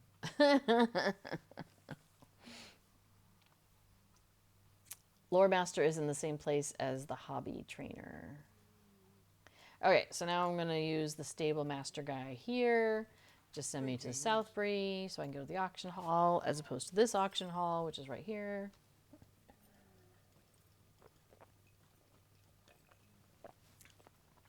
Okay. And this only is the quick way if you have a nice, like, transition, right? If this holds up and takes a while, then it's, I could have just ridden it. I didn't turn out to belly. Okay, and so now we're looking for somebody to say no to. And inside the auction hall? Oh, okay, well, we'll go inside.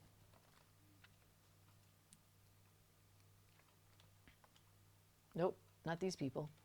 Hey, that looks like, what's his name? It's not. Okay. It looked like the guy with the salamanders and then the crows. I think they're not the same guy, though. I think they're brothers or cousins or something. Okay, oops, sorry. So now we're looking for somebody through the west door. Well, I came in a different door, didn't I? I don't see anybody with a ring over their head, though.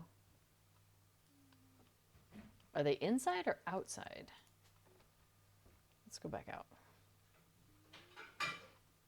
Oh, yeah, hey, Moobot just reminded us that river hobbits. Oh, they're outside. Okay. We're looking for somebody outside with a ring. Hey, maybe this townsperson. She says, I spent all my week's pay in the auction hall. I did. You should lend me some money. A fine traveler like yourself must have some money, and I shall turn it into a handsome profit for you. What do you say to that, yes or no? I say no. She does not seem terribly delighted with your trick, but it seemed like the right response nonetheless. Okay, so now we got to go back to the lady back at the Bree Land Festival grounds. So, I don't know about you, but it seemed like coming down here, and then we were here by the Prancing Pony, and back in Beggar's Alley, and what was the other one? 1, 2... Oh yeah, under the awning guy here or whatever. I don't know. I don't feel like this is a efficient use of our time. You know what I mean? I feel like the Hobbit one's not bad. Takes you around a little bit, but it's just, I don't know, it seems a little bit more straightforward. Maybe it's just because I've run it so many times. And this one I don't do very often, so it seems always a bit disjointed. But okay, so we come back and we turn that back into her. And now we can choose the man mask token if we wanted to, or take the fall festival tokens. So I'm going to take the fall festival tokens because I'm not really into the masks. But we'll come over here to these pumpkin patches. Eglandel says, I never make any money on the auctions. I always end up spending more than I earn. You're just like that lady. You should find someone to give you some money, apparently.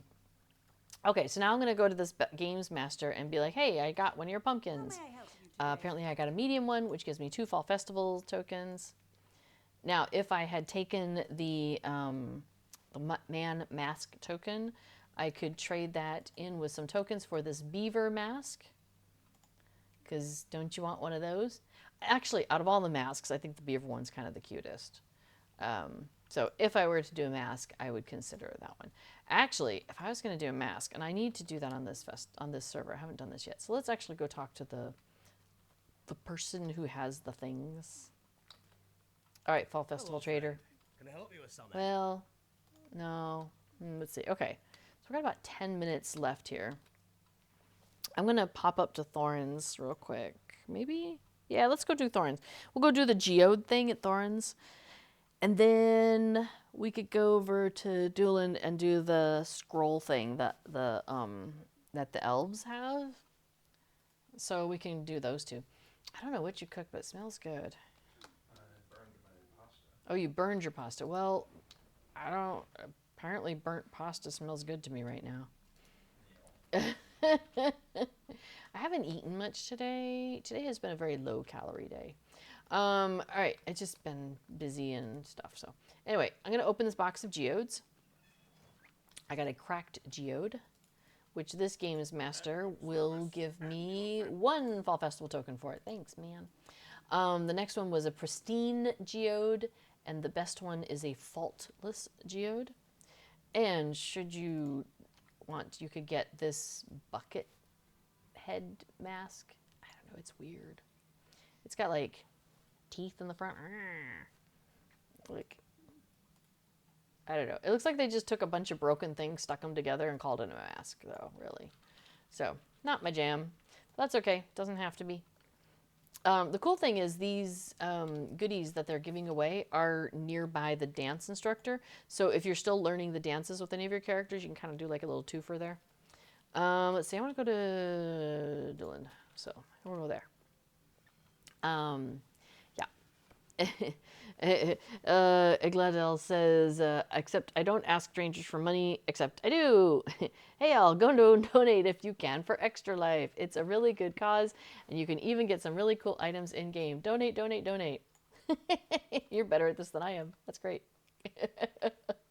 Thank you for that pitch.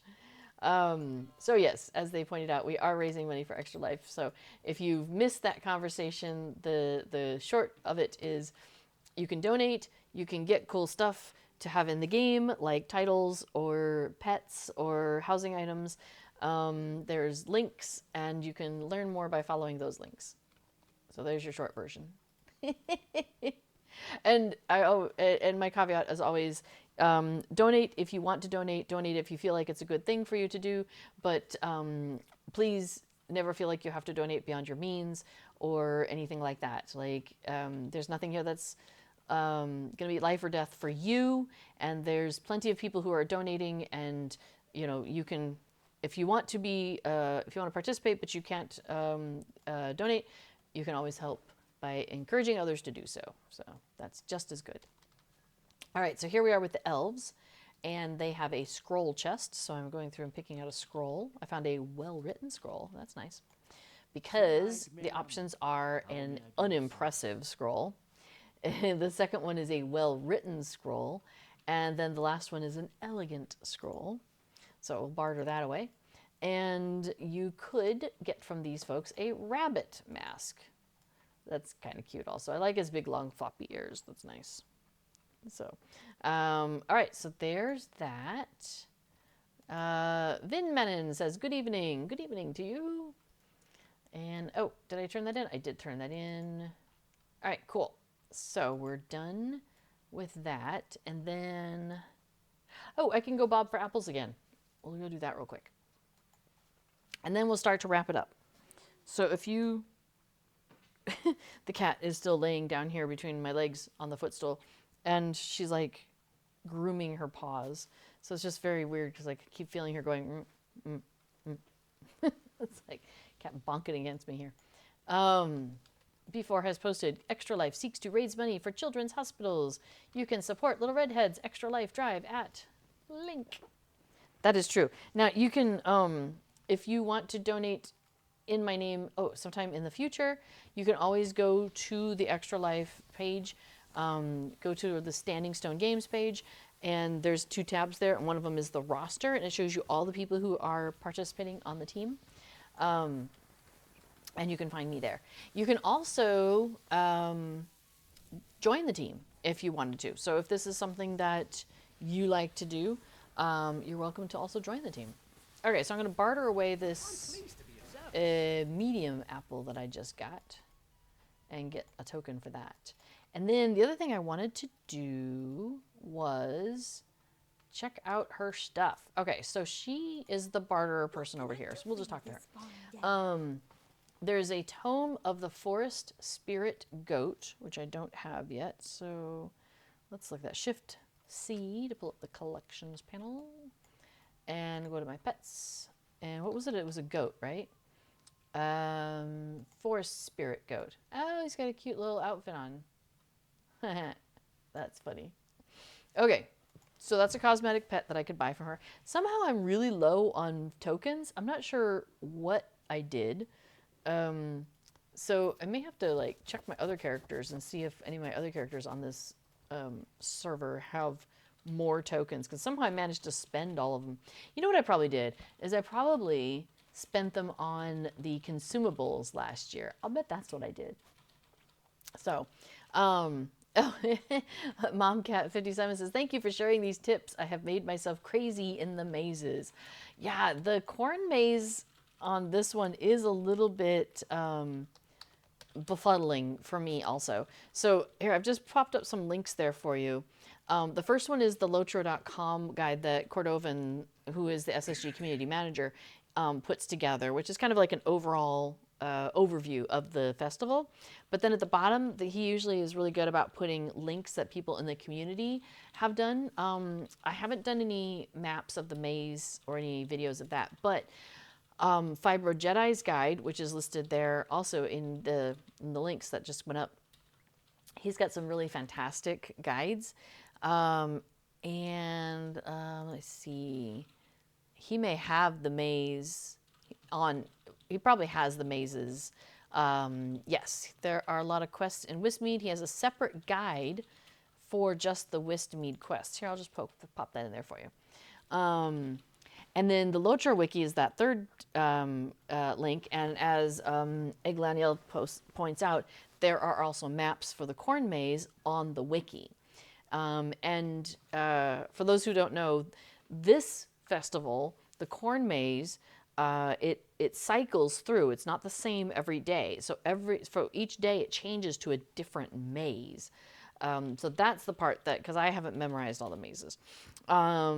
And so it'll start on a particular day, and then it'll rotate to the next number the next day. So right now, as Eglanel points out, today is day 5 of the maze. So tomorrow, and it's at like 10 a.m., not the normal server time of 3 a.m., it will switch to the next maze. So then the next maze it will be number 1. It'll cycle back to 1. Also, if you are doing the deeds that you can do with the corn maze, there's 2 deeds because there's 2 different ways of doing this particular this maze. There's the one where you actually follow the proper route and make your way out.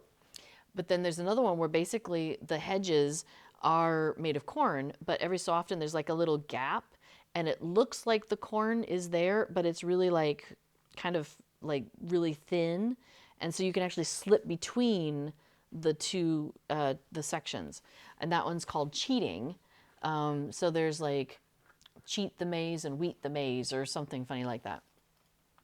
So those are the two deeds that you would need to do, and you have to do each one of the mazes, one with the regular version and one with the cheating version.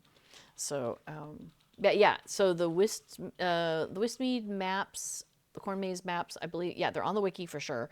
And then Fibrogetic may actually just send people to the wiki, or he may have the maps on his page. I'm not sure which. So yeah, so that's really, really handy to have that at your fingertips when you're trying to do those. I really struggle with going through. Actually, B4 is really good at figuring out how to get through these, and so a lot of times I just follow him. Speaking of, on Tuesdays, we have a handful of streamers. There's myself, and I stream starting at 11:30 a.m. U.S. Eastern Time, which is Lotro server time. And wait, the cat just got very like into her tail for a second. So let's see. Okay, so there's me. And then I tend to cover things like the festivals, dances, cosmetics, housing items, all that sort of thing. Right after me is my partner here in crime, B4. And he does a stream called Pluggin' Along, where he talks about Lord of the Rings Online plugins. And then he actually does some plugin stuff. So he'll be working on, what are you working on today? Festival Buddy. Well, that seems timely, doesn't it? So he'll be working on Festival Buddy today, which is, you've seen it a couple times. It popped up on my screen as I was doing the tricks and treats things. So Festival Buddy, well, he can explain it better, but it's a cool plugin. Buddy for festivals. Yes, Festival Buddy is a buddy for festivals. Yeah, so he'll be working on that, and I'm going to be wrapping up here reasonably soon and throwing it over to him here in a second. So, and so I've gone ahead and posted. You have our handles there, and then Mei Lung is also a streamer on Tuesdays, but they are based in the U.S. I'm pretty sure, because we're in bed by the time they're on. I think they're streaming at like 8 or 9 o'clock Eastern time. So for those of you in the US, you've got something to look forward to tonight. And they started a new character, and we're going through, like, what was it, like, I can't remember the name of their stream, but like questing through Lotro. No, that wasn't it. B4 will tell us here in a minute, because adventuring back to Rohan with a new high elf brawler. All right, there we go. So that's on later on. So just so you all know what exciting things are happening around here on a Tuesday. So Cool Witch had asked, after B4 posted a fantastic set of maps for the Tanglecorn mazes. That's what it's called. It's called Tanglecorn. I call it Corn Maze, but it's actually Tanglecorn is the name of it. But yes, Cool Witch asked what happens when you're in the maze, if you're in the maze when it cycles to the next one. And B-Force has never tried it, but they act like instances, so I assume which instance the portal takes you to changes, and anyone in the old instance is unaffected. So that's probably how it works. And by the way, no, it's not 3 a.m. server time. That is the one weirdo exception, is that the mazes change over at 10 a.m., not 3 a.m.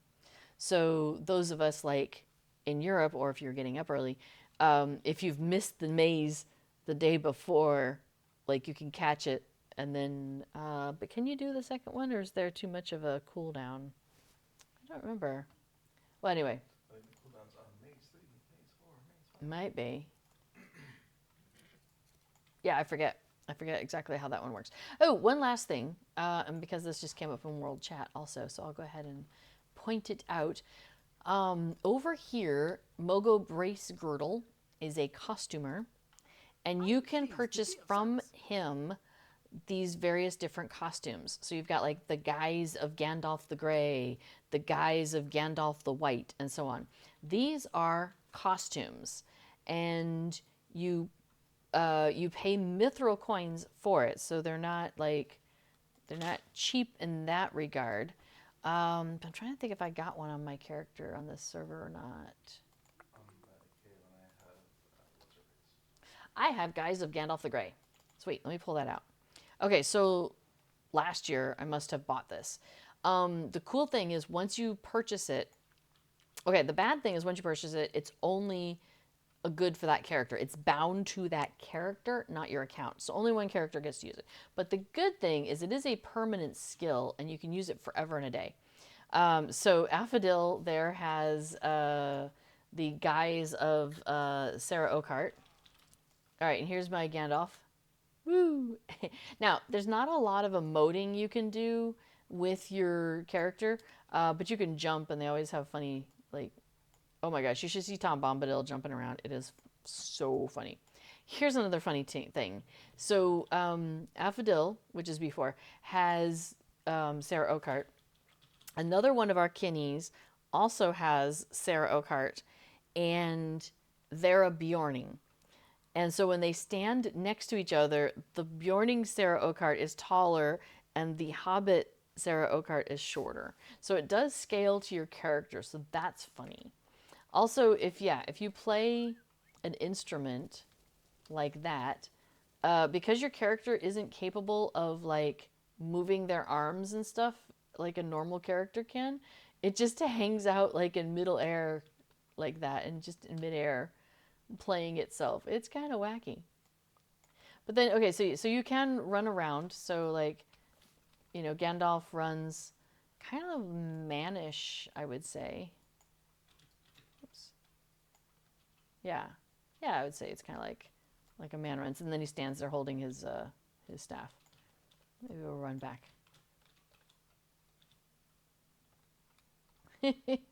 So yeah. So then, so the costumes are fun. And then you may want to take off the costume at some point, you know, because you want to get back to your life. Oh, you can slide. How did I do that again? I can't remember. Oh, yeah, and when you jump, you do some wacky stuff. Oh, there we go. I'm walking backwards. I'm moonwalking. Isn't that great? The question is, can you fight in costume or ride a horse? No. So if I try to mount up, I am theoretically mounted up now.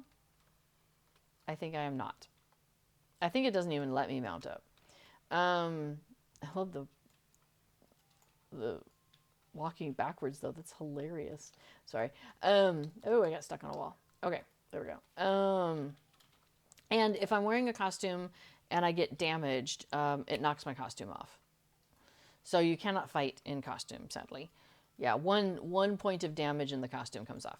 Now, if I want to take the costume off, there is a button that you get that pops up, and you just click on that, and then you can see there's a bar, and it's removing costume, and that's what Affadil just did right there, too. So, not spooky. So now I'm back to normal. But anytime I want to put that costume back on, I have the button. It goes into your inventory. So you just like right click on it, and it puts on your costume for you. Fun thing about that is then you can go and do the trick-or-treating in costume, which counts for Begonia Grub, her quest that you have to go trick-or-treating in costume. And there's like 3 or 4 deeds associated with trick-or-treating. So that can be a really handy way to knock those out. If you're going to buy one of those costumes, you might as well go and have a good time with that and get it early in the festival, because then you can use it the whole rest of the time for your trick-or-treating. And you can use it the rest of the year. Like once you have it, you own it. They range from 50 mithril coins, which is probably why I got Gandalf, because it was only 50. Goldberry is also 50. Gandalf the White is 75. Tom Bombadil's 125. He's, I think, the most expensive one. But Tom Bombadil's really good. He skips as you are wearing it. So good. You can get Durin the Sixth for 50. Karazgar for 50. Saruman for 75. Gollum for 75. The Gollum one's actually really cool too. Skorgrim Dour Hand for 25. Okay, if you really want to go cheap. Sarah Oakheart's only 25 also. Amarthiel is 50. I have that one on one of my characters, not like that one. Mordrith is 50, and the Witch King of Angmar you can get for 100. So, so those are some fun stuff. Now, also from this person, if you just want one of those costume grab bags where it's got like 3 costumes in it, and you just wear it temporarily, and then once you take it off, it's done, or it only lasts for 2 hours. You can get those. You can get 3 of those costumes, a grab bag of 3 costumes for 1 festival token. And you can also buy the doormat in a box, the same doormat in a box that you get from Begonia Grub and taking her quest. You can also buy another one if you need another doormat in a box for 24 festival tokens. So you've got some options there. Do they have Sarah Oakhart with an afterburner speed boost? Asks Agarther. I don't know. I think you were kind of zippy with your Sarah Oakhart, weren't you? I think so. I think she doesn't have the slow walk. I'm pretty sure it's like a normal character speed. So there you go. There you go. She's going to put it back on so you can take a look. All right. So run around. Well, now you're walking. Oh, so fast. Are you on walk or are you on run? Oh, there you go. Yeah. Yeah, I think it's normal character speed. Bye. So there you go. Okay, so I'm going to wrap it up here. Next week we will continue doing festival stuff, because the festival, let me pull up the dates on that. The festival runs through, I copied and pasted this from the Lotro events schedule out on lotro.com. What are we in? Harvestmath. It goes through November 2nd. Which is a Thursday. Okay, so we've got, what is today? It's something 17. So we got 17th, 24th, and the 31st. So yeah, so I've got 2 more weeks on stream to do festival with you all.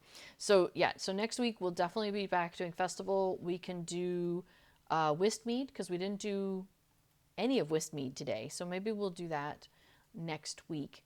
And then the third time we can wrap things, go and check out anything that people are like, hey, can you show me how to do that again? We could do the Haunted Burrow again, because I know people can get lost in there, so that can be useful.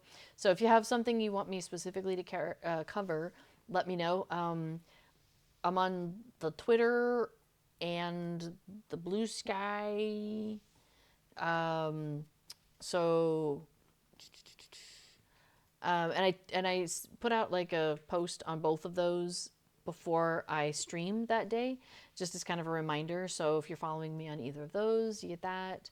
You can also find me on the Lotro forums, so you can send me a message there if you wanted to. Momcat asks, what's the difference between the Ale Association versus, Ale Association versus the Inn? Is your question, what's the difference, or which do you prefer? I do both.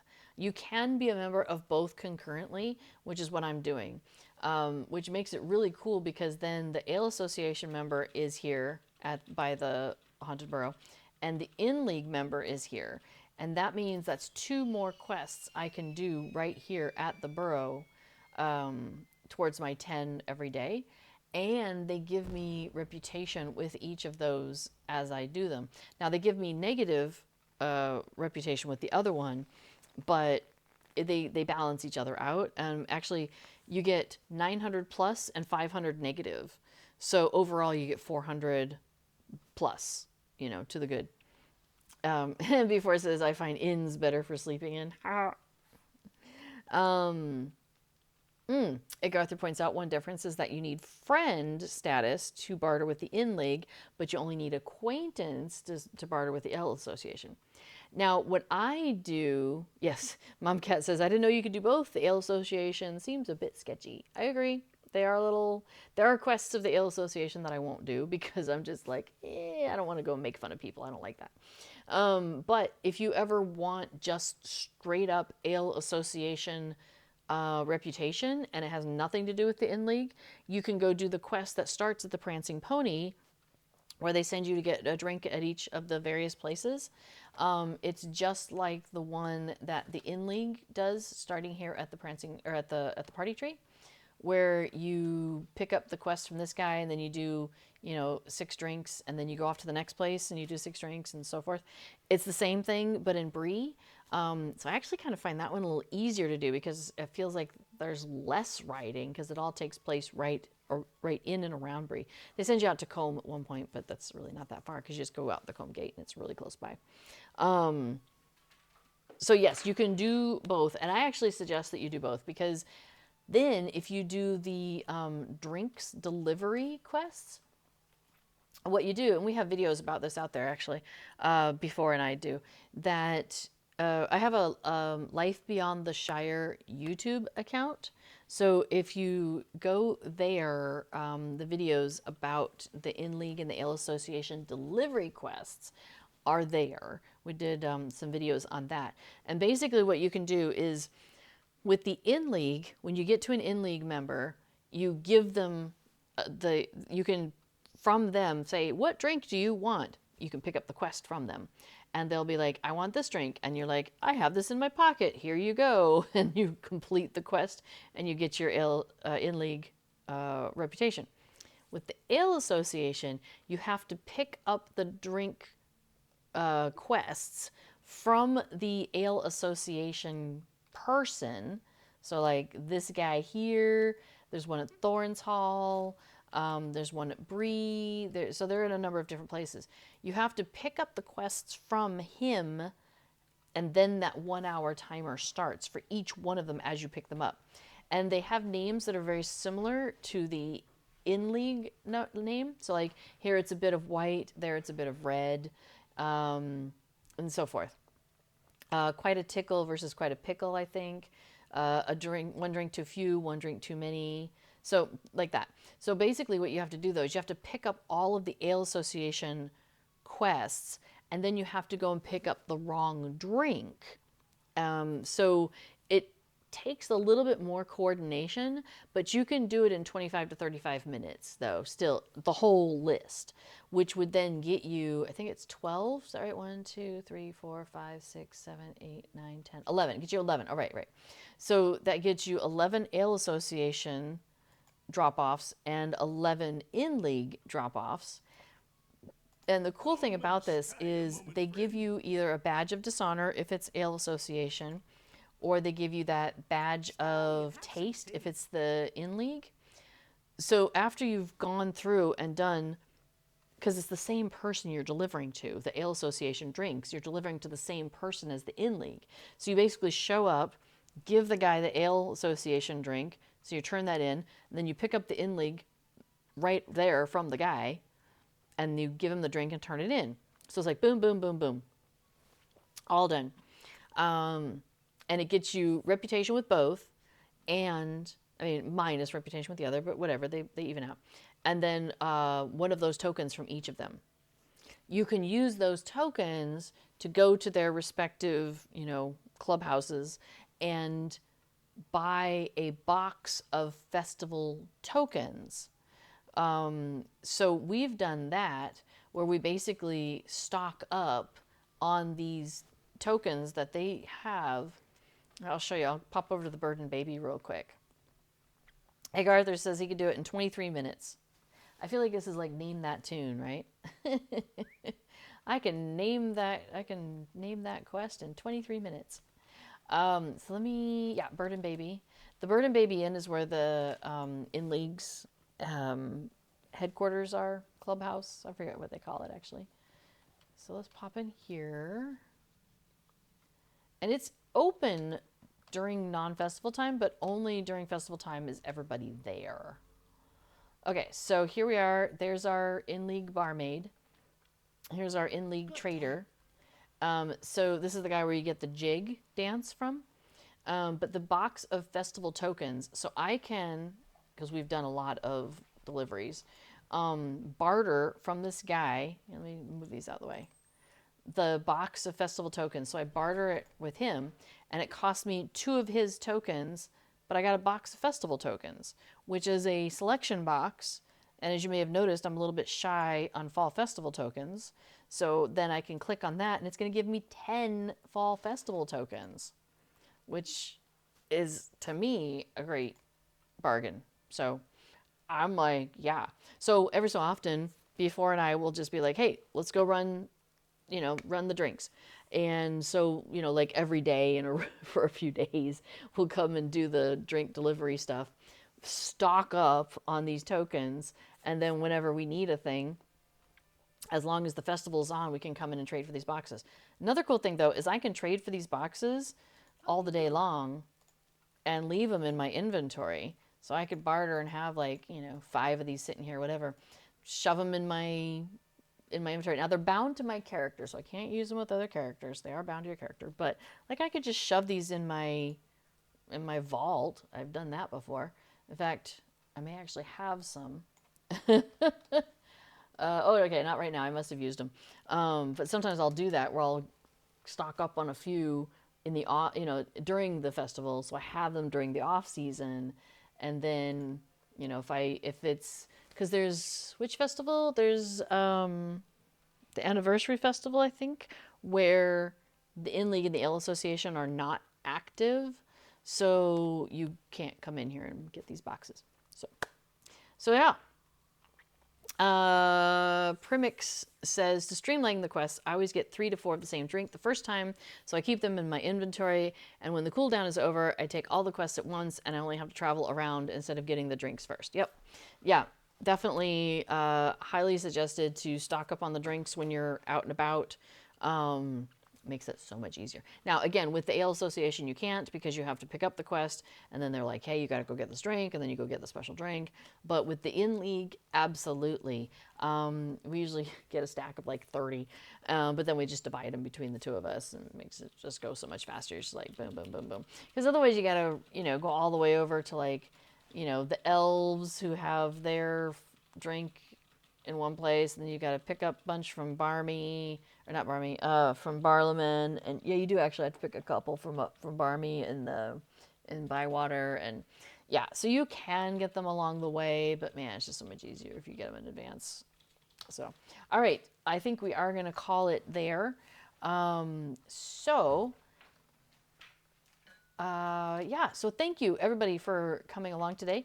A reminder that we are doing Extra Life, so get in on that if you want to. I will be here next week, and the week after we'll still be doing Extra Life for the next couple of my streams, and then probably my guess is probably gonna be Friday, November 3rd. That we'll probably do a 12-hour stream or something.